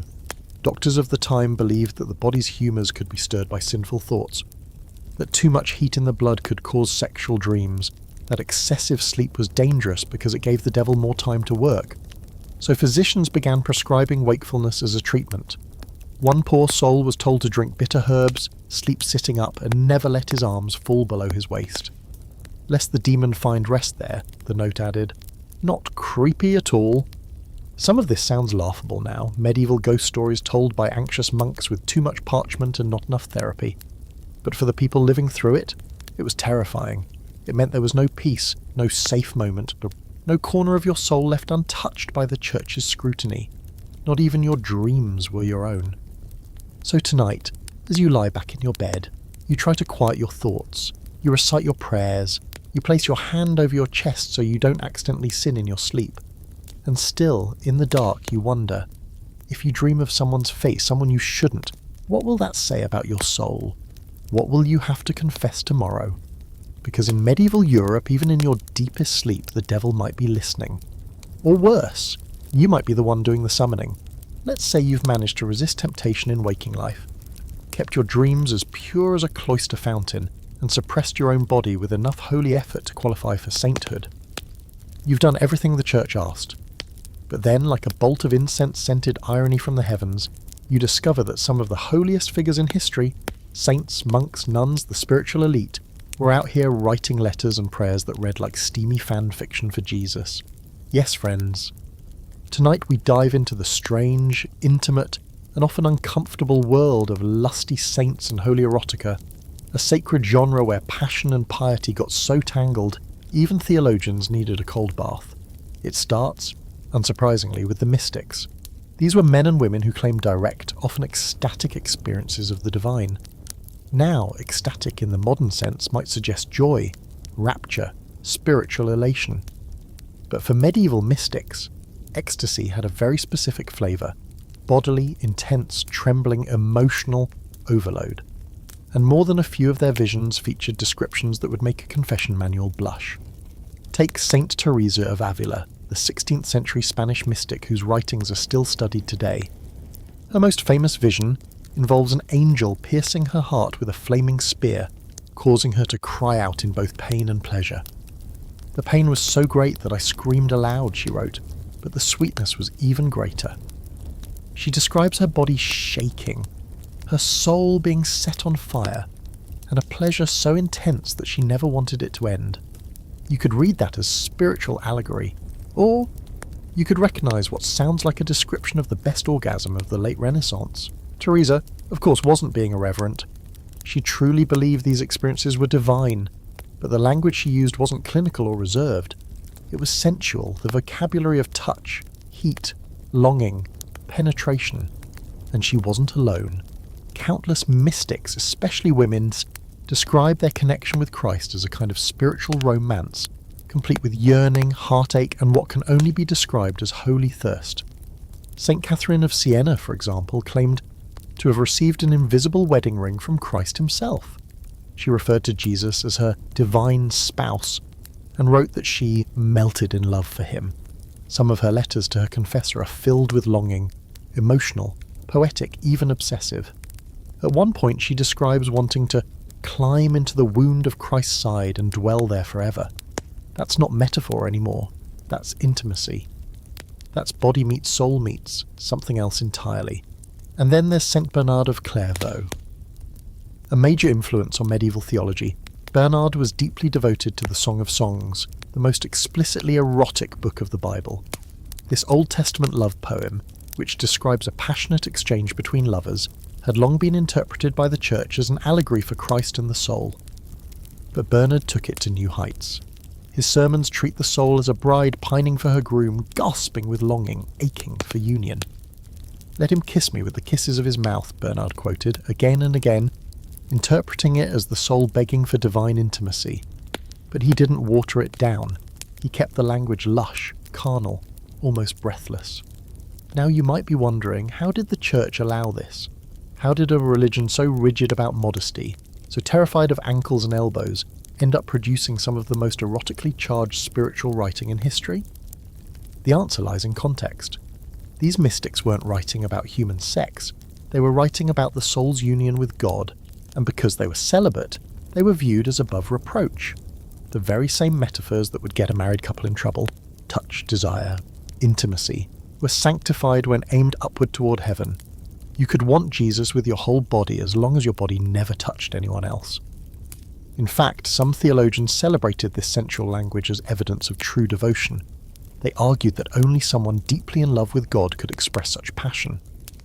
Physical metaphors made the abstract more tangible. The Church didn't just tolerate it.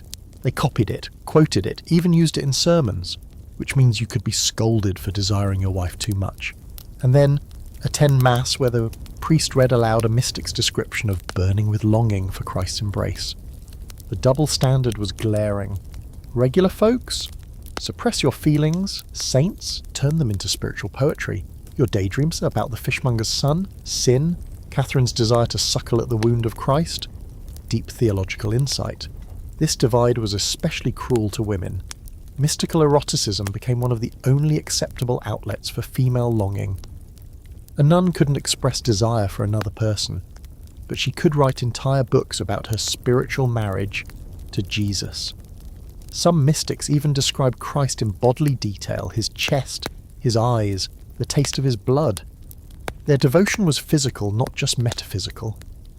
And because it was framed as love for God, they weren't punished. If anything, they were venerated. One fringe example? A 14th century nun named Agnes Blanbekin claimed that during communion she experienced a vision in which she tasted the sweetness of the Lord's flesh, comparing it to the taste of honey on her tongue. She went on to describe the sensation of Christ's presence between her breasts, and said that his heart beat in time with hers. Her confessor found it so startling that he paused writing, but he still recorded it, and that manuscript survives. This raises a deeply uncomfortable question. Were these women simply using religious language to express something deeper? Were they channeling desires they weren't allowed to name?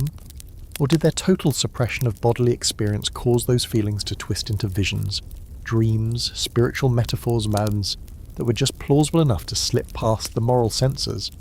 Some scholars argue that this holy erotica was a form of rebellion, a secret language that allowed women to speak honestly about longing, hunger, intimacy in a world that silenced them. Others believe these were genuine expressions of spiritual experience, shaped by the only vocabulary they had, the body. Either way, the result is the same. A church terrified of touch created a genre where spiritual touch became everything. And the irony? These texts survived. In monasteries, in libraries, in the same buildings that warned against lust, against the flesh, against desire. Shelved next to confessional guides and anti-heresy treatises are volumes filled with letters about kisses, holy embraces, and burning hearts. Whether the scribes knew what they were copying or just kept their heads down is unclear. But one thing's certain, they preserved a body of work that pulses with longing, longing for love, for closeness, for something more than duty and shame. So tonight, as you lie in your scratchy blanket and try not to think about the bare minimum your marriage allows, you remember that somewhere in a quiet convent, a nun once wrote that her soul yearned to be entered by the word of God, and nobody made her confess for it. Because in medieval Europe, when desire couldn't be spoken, it was sung to heaven instead. You've seen the rules, you've seen the fear, you've seen the spiritual gymnastics it took just to kiss your spouse without imagining fire raining from heaven. But if you really want to understand how all this pressure played out, you've got to leave the theory behind and head straight into the cloister walls, into the stone corridors, echoing with prayers, where monks muttered psalms by candlelight and tried desperately to pretend they weren't thinking about thighs, because the truth is, no matter how strict the rules or how lofty the vows, the human body didn't stop being human. And for many monks and nuns, celibacy wasn't a peaceful calling, it was a meltdown waiting to happen. Let's be clear, monastic life was supposed to be the pinnacle of purity. Monks and nuns took vows of chastity, poverty and obedience. They were supposed to leave behind the world, its pleasures, its noise, its flesh. Their bodies were temples, their minds sanctuaries. Their schedules were designed to stamp out temptation. Wake up at dawn, pray, eat bland food, work in silence, pray again, sleep in shared dormitories, wake up at midnight for more prayer. It was a lifestyle built for holiness and rigour. But you know what it wasn't built for? Repression on a cellular level. Monks were often teenagers or young adults when they took vows. Many had never experienced sex. Some didn't even know what sex really was, other than something vaguely sinful that involved too much touching and maybe a demon. And then they were placed into tight-knit, emotionally intense communities with other people just as repressed as they were. Same age, same robes, same routine. You don't need to be a scholar to guess what happened next. Stories of monastic lapses are more common than you might think. The church tried to keep a lid on these tales, but human nature had other plans. There are records, quietly buried in dusty archives, of monks who fell in love with one another, who snuck away during night prayer for whispered rendezvous in the cloister gardens, who were caught in barns, cellars, and even confessionals. And the reactions? Equal parts horror and paperwork. In one famous 12th century scandal, a group of monks at a well-known monastery were discovered to have been engaging in what the church delicately called mutual excitation. The abbot, upon discovering this, wrote a frantic letter to his bishop describing it as a spiritual plague infecting the house. He ordered a full investigation, banned all private conversations, and assigned the monks to different dormitories. Also, he added more fasting. Because obviously less bread is less desire. And it wasn't just men. Nuns too struggled with the weight of their vows. They were told from girlhood that their bodies were dangerous, that even their thoughts could betray them, and that closeness of any kind could open the door to sin. But emotional closeness is exactly what happens when you lock dozens of women together in a convent for decades. Many formed intense bonds, some romantic, some physical, all scandalous in the eyes of the church. Letters survive between nuns that are impossibly tender, longing, full of coded desire. One such letter from the 13th century begins, "Your absence has made my prayers feel hollow," and ends with, "I await the warmth of your hands more than the presence of the Eucharist." That's not subtle. That's medieval heartache with a side of theological disobedience. In another documented case, two nuns were discovered living together in a cell, having turned their shared living space into something very much resembling a marriage. They prayed together, worked together, and, according to the records, shared a bed with frequent sighing. Their prioress exiled them to separate convents, ordered 2 years of penance, and sent a letter to the bishop apologising for the weakness of our sex. Because naturally the solution was isolation and shame, not, say, compassion or understanding. One of the more famous examples of monastic sexual meltdown involves Peter Abelard, a philosopher and monk, and Heloise, a brilliant young woman in a Parisian convent. Their love affair began with shared study, turned into an intellectual romance, and very quickly escalated into clandestine meetings and secret letters. She became pregnant. They were forced to marry in secret. When her uncle found out, he had Abelard castrated. Heloise was placed in a stricter convent. Their love letters, passionate yet poetic, aching, are still read today. The church's solution? Silence the body, sever the desire, and hope it never returns. Spoiler, it always returned. Even when monks and nuns didn't break their vows physically, they suffered emotionally. Confession records and monastic journals are filled with guilt, shame, and desperate prayers for relief. "Lord, remove these thoughts from me," one monk wrote in a margin, "for I cannot remove them myself." Another confessed to dreaming nightly of a woman he'd seen once, 10 years earlier. A third described being unable to concentrate on his prayers because his fellow monks' hands were too graceful to ignore. Some monastic orders tried to counteract this with more rules: no touching, no looking, no sleeping too close. If desire still crept in, more fasting. If that didn't work, self-flagellation. One manual even recommended wrapping thorns around your thighs at night to remind the flesh of its place. Medieval chastity, now with extra blood loss. There's scholarly debate about how widespread these lapses were. Some historians argue they were rare exceptions. Others believe they were common, just rarely documented. After all, monasteries were tight-lipped. Scandals were bad for donations, but the fact that so many rules, punishments, and prayers existed to prevent lust. That tells you the problem wasn't just theoretical, it was constant. And of course, all this repression came with a cost. Some monks fell into despair, some fled, some lost their faith entirely. One former friar wrote, "It is better to be a sinner in truth than a saint in torment." That's not the slogan you hang in the scriptorium. But the real tragedy is that so many of these men and women wanted to be good. They weren't liars or hypocrites. They were deeply devout, doing their best in a system that treated every human impulse as a betrayal. Their desire to love, to touch, to feel. These weren't moral failures. They were normal. But the church in its zeal called them dangerous. So tonight, as you picture those quiet cloisters and stony cells, remember the souls inside them weren't saints carved in marble. They were people, young, scared, lonely. Some cried out to God, some whispered to each other, some fell in love. All of them were trying to survive a system that saw their humanity as the enemy. Because in medieval Europe, even a monk could burn with desire. The only question was, who found out first, your abbot or your confessor? You've seen the rules for the laity. You've tiptoed through the guilt-ridden halls of monastic life. You've heard the whispers of forbidden love behind convent walls and read the florid pleas of mystics trying to explain why they're in love with a crucified man.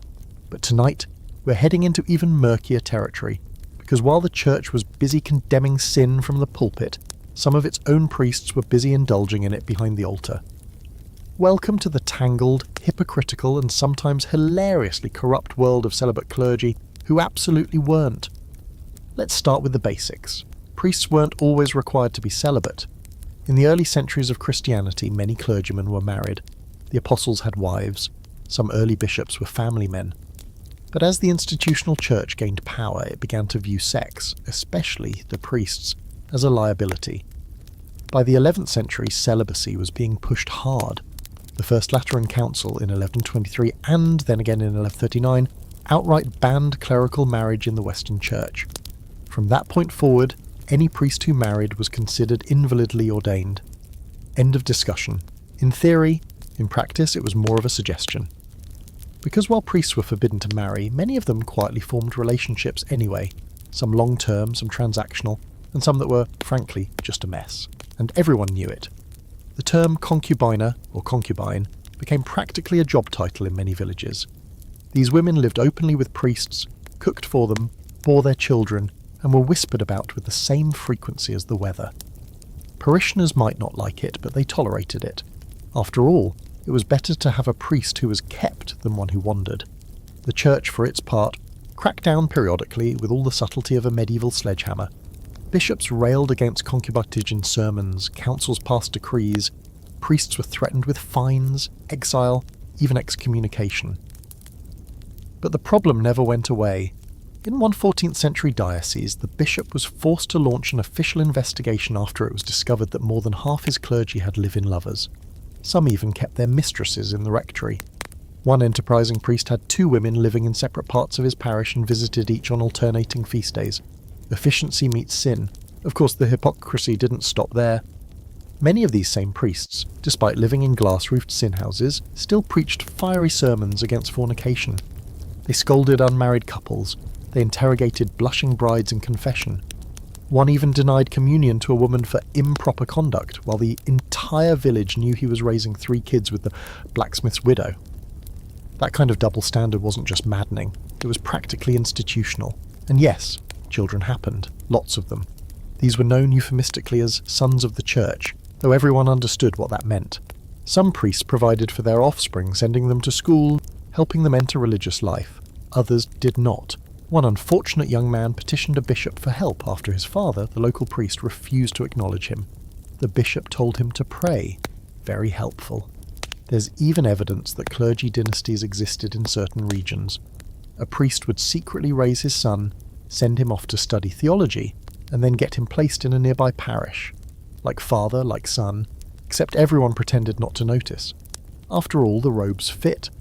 But this wasn't just a small-town problem. In Rome, Avignon, Canterbury, wherever church power concentrated, so did corruption. Bishops took mistresses. Cardinals fathered children. Popes wrote letters advising priests to avoid temptation, while quietly arranging their own affairs behind high stone walls. Pope Alexander VI, of the infamous Borgia clan, had several children while in office. He made no effort to hide them. He gave them estates. This wild discrepancy between preaching and practice didn't go unnoticed. Reformers, especially in the late medieval period, seized on clerical hypocrisy as proof that the church had lost its moral compass. The Lollards in England and the Hussites in Bohemia openly mocked holy men with the unholy beds. They printed pamphlets, made woodcuts, and performed street plays showing priests crawling into windows or hiding lovers behind altar cloths. One of the more biting jokes from the period went, "How do you know a priest's house? It has no wife and 3 cradles." Now, to be fair, not every priest was a walking contradiction. Many genuinely tried to live according to their vows, often isolating themselves to avoid temptation. Some practiced self-denial so severe it bordered on self-harm. There were even communities of reform-minded clergy who held each other accountable, lived simply, and followed the rules, but they were, unfortunately, outnumbered, and frequently mocked by their peers. One famously chaste priest was nicknamed Brother Blanket because he reportedly refused to remove his outer cloak even in summer, lest his body be tempted. But perhaps the most fascinating part of all this is how the laity responded. They weren't stupid. Villagers saw the contradictions. They watched their priest bless babies in the morning and slip out to the baker's house after dark. Some were scandalized. Others simply shrugged. In one recorded case, a group of townspeople confronted their priest and told him that as long as he said Mass properly and showed up on time, they didn't care who he was sleeping with. "Let him sin as he pleases," one woman reportedly said. "As long as my boy gets baptized, God will sort it later." And what about the women? The concubines? They lived in a strange limbo, sometimes respected, sometimes shunned, often blamed. The church rarely punished the priest lover directly, but society did. A concubine might be denied communion. Her children might be whispered about as bastards. She could be evicted if the priest died. And yet, many stayed. Why? Because it offered security, housing, sometimes affection. Because in a world with few options, being a priest's unofficial partner was better than being a starving widow or a scullery maid with no prospects. There were even whispered rumours that some of these women used love charms, herbs, rituals, prayers rewritten with reversed Latin, to bind the priest to them. If caught, they were accused of witchcraft. But more often than not, the church blamed it on the woman's seductive nature, as if priests were nothing more than helpless lambs in a world full of dangerous milkmaids. So tonight, as you imagine the dim flicker of a church candle, the creak of a wooden floorboard behind the altar, you begin to understand just how thin the veil of holiness could be.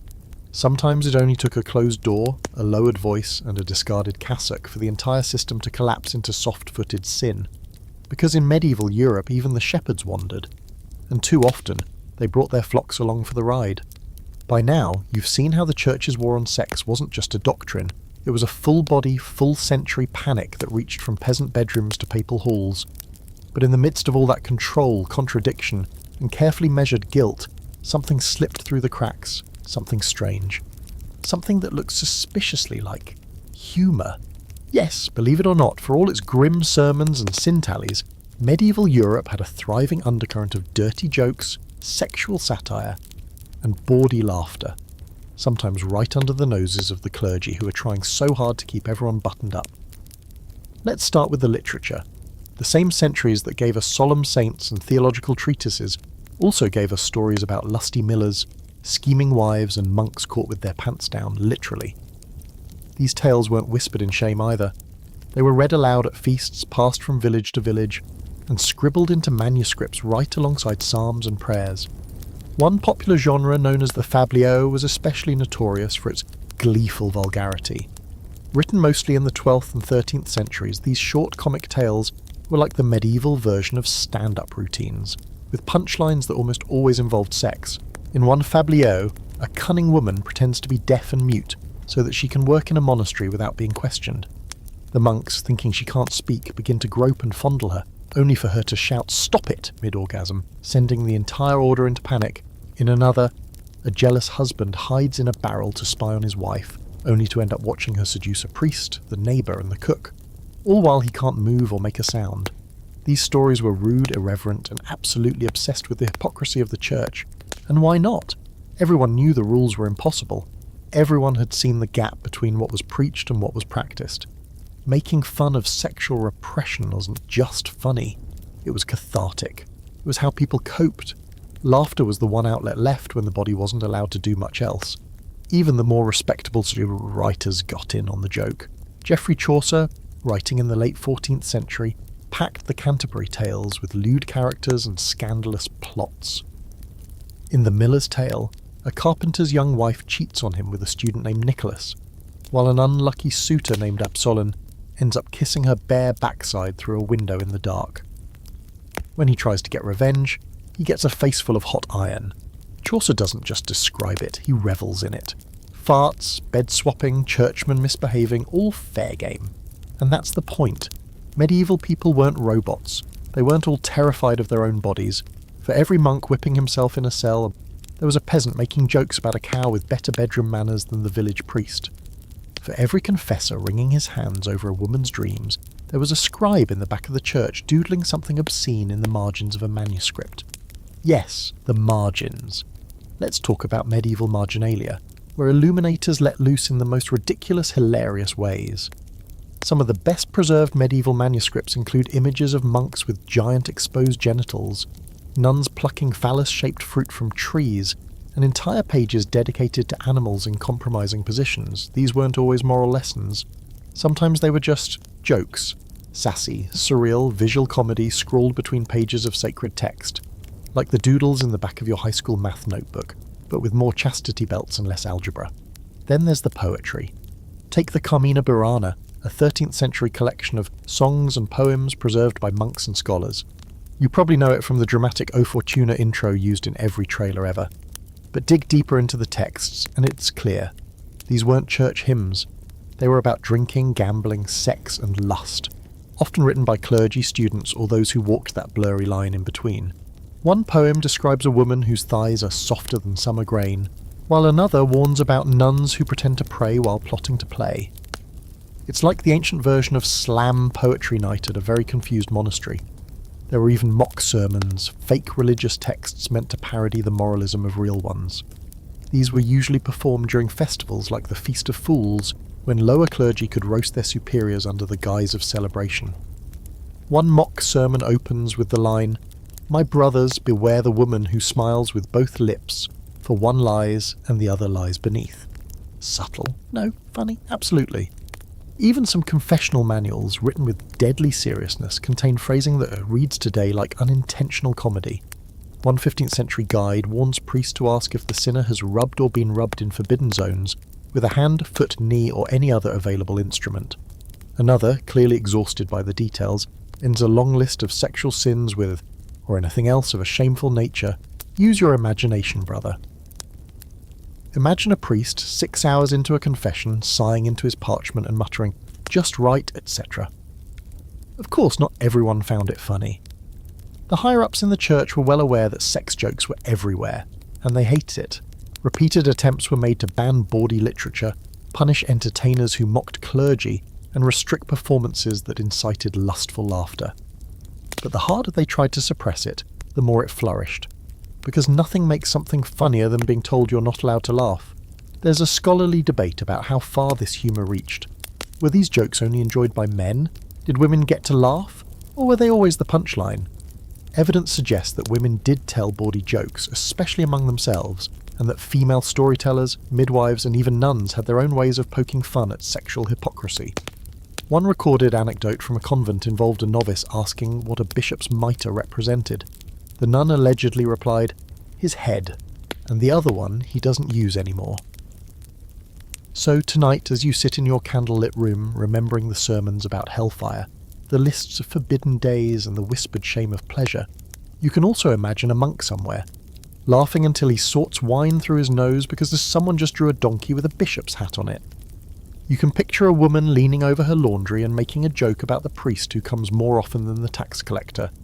You can feel the relief, the warmth, the rebellion of laughter in a world that tried so hard to erase joy from the body.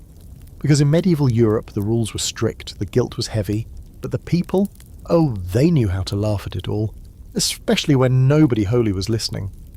So by now your medieval brain has been thoroughly soaked in guilt, whispers, and forbidden desire.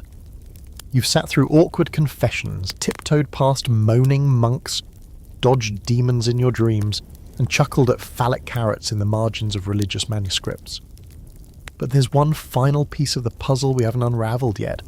Something that casts a long, uncomfortable shadow over everything you've heard. What if the fear of sex wasn't just about sin, but about control? Tonight, we pull back the velvet curtain and look directly at how the church's sexual restrictions weren't just about morality, they were about power. Let's be real. The church didn't just happen to have opinions about sex. It needed to. In a world where it was the most powerful institution in Europe, more powerful than most kings, it had to find a way to root itself into everyday life, to monitor it, to define it. And what better way to do that than by attaching itself to the one thing literally everyone cared about, but no one could talk about without sweating? By turning sex into a moral landmine, the church could insert itself into bedrooms, marriages, dreams, pregnancies, even desires. It didn't just want to govern behaviour, it wanted to govern thought. And the more complicated, contradictory, and terrifying the rules were, the more people would need help navigating them. Cue the priests, cue the confession booths, cue the endless handbooks listing everything from how to spot sinful eye contact to proper timing for postcoital repentance. In other words, create the maze, and then sell the only map. Take confession. Originally, it was a rare dramatic act, reserved for serious sins. But starting in the 13th century, the church made annual confession mandatory. Suddenly, every adult Christian had to confess their sins to a priest at least once a year. And naturally, sex came up a lot. This wasn't just about spiritual cleanliness, it was a brilliant system of surveillance. It gave the church a window into your most private choices, and in many cases, it gave it the authority to tell you exactly how to live your life from the inside out. And that power wasn't distributed equally. Poorer people, especially peasants, had far less room to push back. Their marriages were regulated, their access to contraception was demonized, their sexual sins were policed with particular zeal, especially if they involved any kind of perceived impropriety. But the wealthy? They bought indulgences. They paid for quiet annulments. They whispered their sins to bishops and received forgiveness wrapped in fine parchment. In one documented case, a nobleman who had seduced a nun was given a minor penance, because he'd made a large donation to the church shortly afterward. Meanwhile, a poor woman who'd slept with her fiancé before their wedding was excommunicated until she completed a humiliating public punishment, barefoot in winter. Justice, it turns out, was available in tiered pricing, and women, surprise surprise, bore the brunt of it. The church's obsession with virginity, chastity, and female obedience wasn't just spiritual rhetoric, it had real-world consequences. Women were told their worth was tied to their sexual purity, that to be raped was to be damaged, that to desire sex was to flirt with demonic possession, and if they dared to speak out, to seek agency, to claim bodily autonomy, they risked being labelled heretics, witches, or worse, temptresses. This control extended into law too.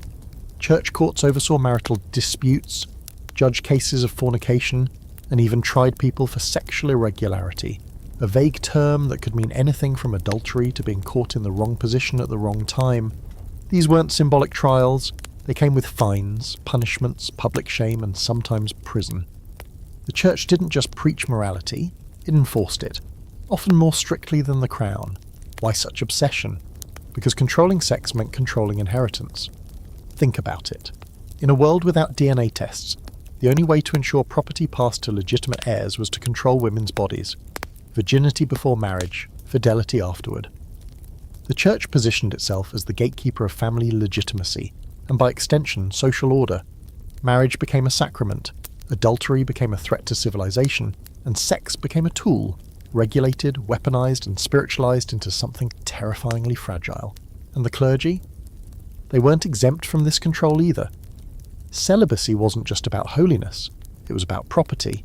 If priests couldn't marry, they couldn't have legitimate heirs, which meant they couldn't pass down land, wealth, or influence. Everything they owned reverted to the church. It was a brilliant system to keep wealth centralized, with zero risk of dynastic rivalries. Wrap it in divine language, call it chastity, and boom, you've just legally protected your assets with a halo. There's another layer to this too. By making sexuality taboo, the church created a permanent sense of anxiety. You were always slightly guilty, always at risk of sin, always in need of forgiveness. That meant you always needed the church, its rituals, its priests, its absolution. It was a self-sustaining cycle, scared people into guilt, then offer them the cure, like a snake oil salesman who also invented the disease. But people weren't dumb. They saw the cracks, the hypocrisy, the contradiction, the sheer absurdity of being told by a sinning priest that you were impure. Over time, this hypocrisy helped fuel massive movements of protest, most notably the Reformation. Reformers like Martin Luther weren't just upset about indulgences. They were disgusted by the sexual corruption they saw among the clergy, the moral double standards, the use of shame as a leash. In fact, one of the Reformation's most radical acts was this, declaring sex within marriage to be good. Not sinful, not shameful, good. Luther himself married a former nun, they had children, they liked each other, and suddenly centuries of whispered guilt were being rewritten into something far more human. Of course, the church didn't disappear, nor did its teachings on sexuality. Even today, echoes of medieval sexual theology linger in modern ideas about shame, purity, and moral authority. The architecture of control might have changed, but its foundation, built on centuries of whispered rules, still casts long shadows. So tonight, as you sit with everything you've heard, the forbidden dreams, the terrified monks, the laughing peasants, the spurned lovers, and the sweating confessors, you can't help but see the pattern. Sex wasn't just a sin, it was a lever. And the hand that held it wasn't God's, it was the church's. Because in medieval Europe, to control desire was to control the soul. And once they had your soul, they had everything. Now, after all this, the sermons, the scandals, the confessions, the comically detailed sin lists, you might be wondering, was there ever a point when the rules started to relax? Did the church ever look around at the spiritual wreckage of 1,000 guilty marriages, the lonely monks flagellating themselves into trauma, and the priests sneaking around like amateur actors in a farce, and think, maybe we went a little overboard? The answer is, sort of. Because while the theology didn't suddenly throw on a silk robe and pop open a bottle of wine, the later Middle Ages and early Renaissance brought cracks to the foundation. And behind those cracks, a glimmer of something dangerous, compassion. It didn't come all at once, of course. The church didn't stand up one day and say, hey, sex is actually pretty cool, guys. But it did start to shift, quietly, awkwardly, like someone who's been standing too close to a candle for too long and finally decides to take a step back. And this shift came from both outside and within. Let's start with the scholars, those delightfully nerdy men who'd spent years cataloguing sins like ornithologists tracking rare birds. By the 14th and 15th centuries, a new wave of theologians began asking a radical question. What if hypocrisy wasn't always a sign of moral failure? What if under certain conditions it could even be good? They weren't talking about flings in the hayloft or spontaneous lust during Lent, of course, but within marriage, some started to argue sex had value beyond reproduction. It could foster love, strengthen unity, prevent temptation. In other words, it wasn't just tolerated, it might serve a positive spiritual purpose. This was a subtle but significant change. Where earlier theologians had treated pleasure as a dangerous side effect to be managed, like arsenic in your oatmeal, these newer voices admitted that mutual enjoyment in marriage might actually be part of God's design. Gasp! One voice in this soft revolution was the Dominican preacher Johannes Neider, who, despite being a firm moralist, acknowledged in his sermons that some married couples were drawn together in affection, not only for the sake of offspring, but for the solace of their souls. He still scowled at any hint of extra pleasure, but the door had cracked open. Affection was no longer automatically sinful, and for couples who had spent their whole lives treating each other like tax obligations with pulses, that was revolutionary. Alongside this, the confession manuals, those endless binders of moral panic, began to evolve. Instead of listing sex acts like they were planning a particularly haunted Kama Sutra, some confessors began to focus more on intention. Why did the couple act as they did? Was it out of love? Was it consensual? Had anyone been harmed? This sounds basic now, but at the time it was like someone had invented the idea of context. Meanwhile, over in the world of secular culture, things were heating up in a different way. The Renaissance was coming, humanism was blooming, artists, poets and philosophers began to focus not just on God, but on humans, their beauty, their passions, their bodies. Suddenly paintings weren't just about angels, they were about flesh. Full, curving, unapologetic flesh. The Virgin Mary still looked pious, but now she had cheekbones and hips, and everyone was pretending it was all very holy. Literature followed suit. Love poetry returned in force, no longer just about courtly sighs and metaphorical wounds, but about touch, longing, and, dare we say it, consensual attraction. Writers like Petrarch and Boccaccio didn't just make space for desire, they celebrated it. And while the church grumbled, they also knew how to read, and they read everything. But the real shift wasn't just in books or pulpits, it was in the confessionals themselves. Priests, real, breathing men, were increasingly aware that the church's sexual rules didn't match the lives of their flock. They heard the same things over and over: married couples trying to navigate guilt, young people afraid of their bodies, women crushed by the pressure to stay pure while still producing heirs. And while the theology hadn't changed, the pastoral approach did. More priests began to offer gentle guidance rather than fire and brimstone ultimatums. One particularly touching example comes from a 15th century priest in rural France, who was known to tell couples that love within the covenant of marriage is a mirror of God's grace. A sentence like that, delivered in a dark wooden booth smelling of candle wax and old linen, would have sounded like sunlight to a guilt-racked soul. It meant you weren't broken, you weren't a secret pervert in God's eyes, you were just human. Even our bishops, those gatekeepers of purity and property, began to show signs of moderation. Some issued guidelines encouraging priests to be merciful in confession, especially when dealing with marital missteps. Others pushed for education, arguing that if people understood the sacredness of the body, they might not fear it so much. And while that didn't undo centuries of damage, it did plant seeds for the slow evolution that would follow in this early modern period. Of course, this wasn't a sexual utopia. The church didn't throw a party and hand out contraceptives. Women were still judged more harshly. Pleasure was still treated with suspicion, and anyone caught stepping too far outside the bounds, especially clergy, still faced severe consequences. But something was changing in the tone. A shift from control to care, from punishment to understanding, not everywhere, not evenly, but it was happening. You can see this too in how people began to record their own experiences.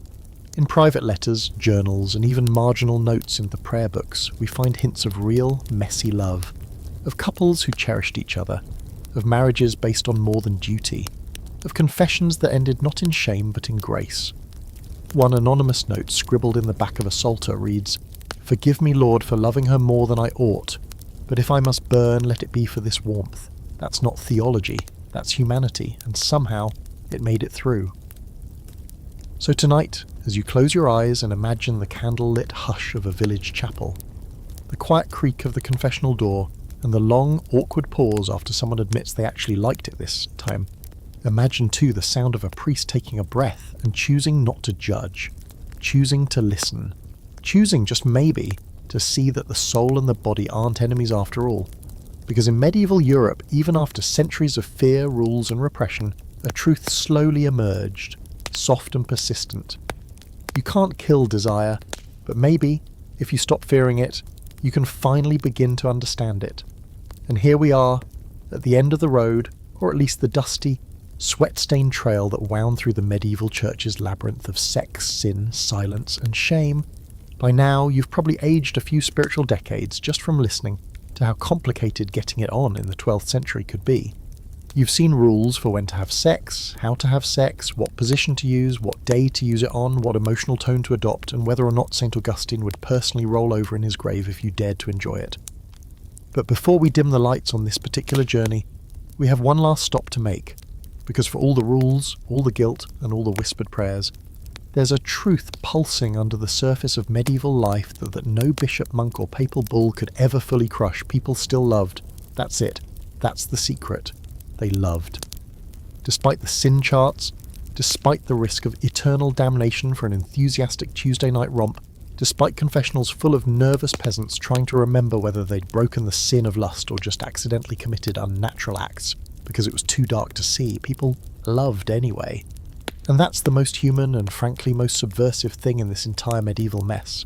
You see it in the letters scrawled in Latin, or early vernaculars, blotched with candle wax and emotion, husbands writing to wives while away on pilgrimage, longing not just for their presence but for their touch. "May your arms be my church," one wrote. That's not just romantic, it's borderline heretical, depending on which monk you ask. But it also reveals something the theology could never quite extinguish. Bodies matter. Intimacy matters. Touch, connection, desire. These things refuse to be turned into sin charts. Even among clergy, among those who'd sworn to renounce flesh and blood, you find moments of devastating tenderness. Letters between monks. Notes in the margins of breviaries. One writes, "I will pray for you not because I must, but because I want you in every breath." It's unclear whether that's spiritual, emotional, or just painfully romantic, but that ambiguity is exactly the point. For all its attempts to dissect and sanitize human emotion, the Church could never make love behave. And maybe that's the real story here. Not just that the rules were strange, though they were. Not just that the enforcement was hypocritical, though, oh yes, it was. But that underneath all the control, all the spiritual micromanagement, people still found ways to be people. They fell for each other. They reached for each other. They defied the shame and whispered under their breath in the dark, not just in lust, but in affection. Take the court records. Sure, there are condemnations, fines, penance, but there are also testimonies of lovers who risked everything to be together. One woman, accused of fornication, told the court, "Yes, I knew it was sin, but I did it with joy, and I do not repent love." That statement alone could have had her punished. But it also echoes across time like a soft rebellion. One woman daring to say that love, even the kind outside the Church's rules, was worth it. Even inside marriages you see tiny acts of rebellion. Couples who stayed affectionate long after the Church said they shouldn't. Wives who insisted on pleasure. Husbands who defended their wives in court when accused of wantonness. You see slow resistance, not with swords but with bodies, with softness, with laughter in the bedroom and shared glances across church pews, with women who slipped pennyroyal into tea not out of malice, but out of survival, out of love for the children they already had, with husbands who stopped mid-confession because really, what they'd done didn't feel sinful. It felt like being alive. It would be easy, maybe, to look back at all of this and laugh. To see it as backward, ridiculous. A period of time when people were told that their natural urges made them monstrous, and that the only path to holiness was paved with celibate misery. And yes, parts of it are laughable. A full moon makes sex more sinful. Tuesday is a no-go zone because it was the day Cain was born. A dream counts as a full moral failure. Come on. But what's also there, behind the absurdity, is something deeply relatable. Because the guilt, that hasn't gone away. The shame tied to desire, the confusion around pleasure, the moral baggage that still lingers in some cultures, some churches, some bedrooms, that legacy is very much alive. The medieval world may be gone, but the fear of the body, the struggle to reconcile love with law, and the quiet resistance of people choosing connection over rules, that's timeless. And you, lying there in bed right now, having taken this absurd, funny, heartbreaking ride through 1,000 years of sexual suppression, you're a part of that timeline too. You carry echoes of those whispered prayers and secret touches. You've felt the weight of expectations. You've maybe laughed at your own guilt. And maybe, just maybe, you've loved someone in a way that defied the rules someone else tried to hand you. Which means this whole story isn't just about monks and mystics and awkward confessions. It's about us, about what it means to be human in a world that's always trying to tame that humanness into something neat and controllable, and about how, again and again, love refuses to cooperate. So tonight, as the candle burns low and the fan hums in the background, and the city outside your window grows quiet, remember this: desire is not new, neither is shame, but neither is resistance. And sometimes the most radical act of all is to love in the open, without guilt, without apology. Because in medieval Europe, sex might have been a sin, but love always found a way. Okay, deep breath, you made it. 30 sections, 25,000 words, a whole tangled history of do's, don'ts, and please don't even think about it unless it's raining on a Thursday after the Feast of St. Jerome. And maybe now, curled up under your blanket, the room quiet, the air a little cooler than before, you're left with that warm, slow buzzing feeling of having learned something truly absurd yet weirdly meaningful. Because the truth is, history's obsession with sex isn't about sex. It's about control, it's about fear, and, maybe most surprisingly, it's about connection. You saw the contradictions, priests preaching purity while fathering children, confession manuals obsessed with body parts they weren't supposed to know anything about, monks dreaming of women, then whipping themselves for it, nuns longing for Jesus with a sensuality that could have made a troubadour blush, and underneath all that awkward repression was a church trying to manage something it never really understood, the ordinary human need for closeness. So what do we do with that now? We remember it, not to mock it, not to roll our eyes, but to learn, to notice how far we've come and where those ancient echoes still whisper in our culture today. And maybe next time we feel that little voice of guilt, or the urge to judge someone else for loving too much or not the right way, we remember those medieval souls fumbling toward each other in the dark, hoping that maybe, just maybe, love wasn't something to fear. Thanks for staying up with me tonight. Wherever you are, in Berlin or Boise at 10 p.m. or 4 a.m, I hope you learned something, or at least laughed. Now go get some sleep. Because if there's one thing the church never managed to forbid, it was a good night's rest. Cute.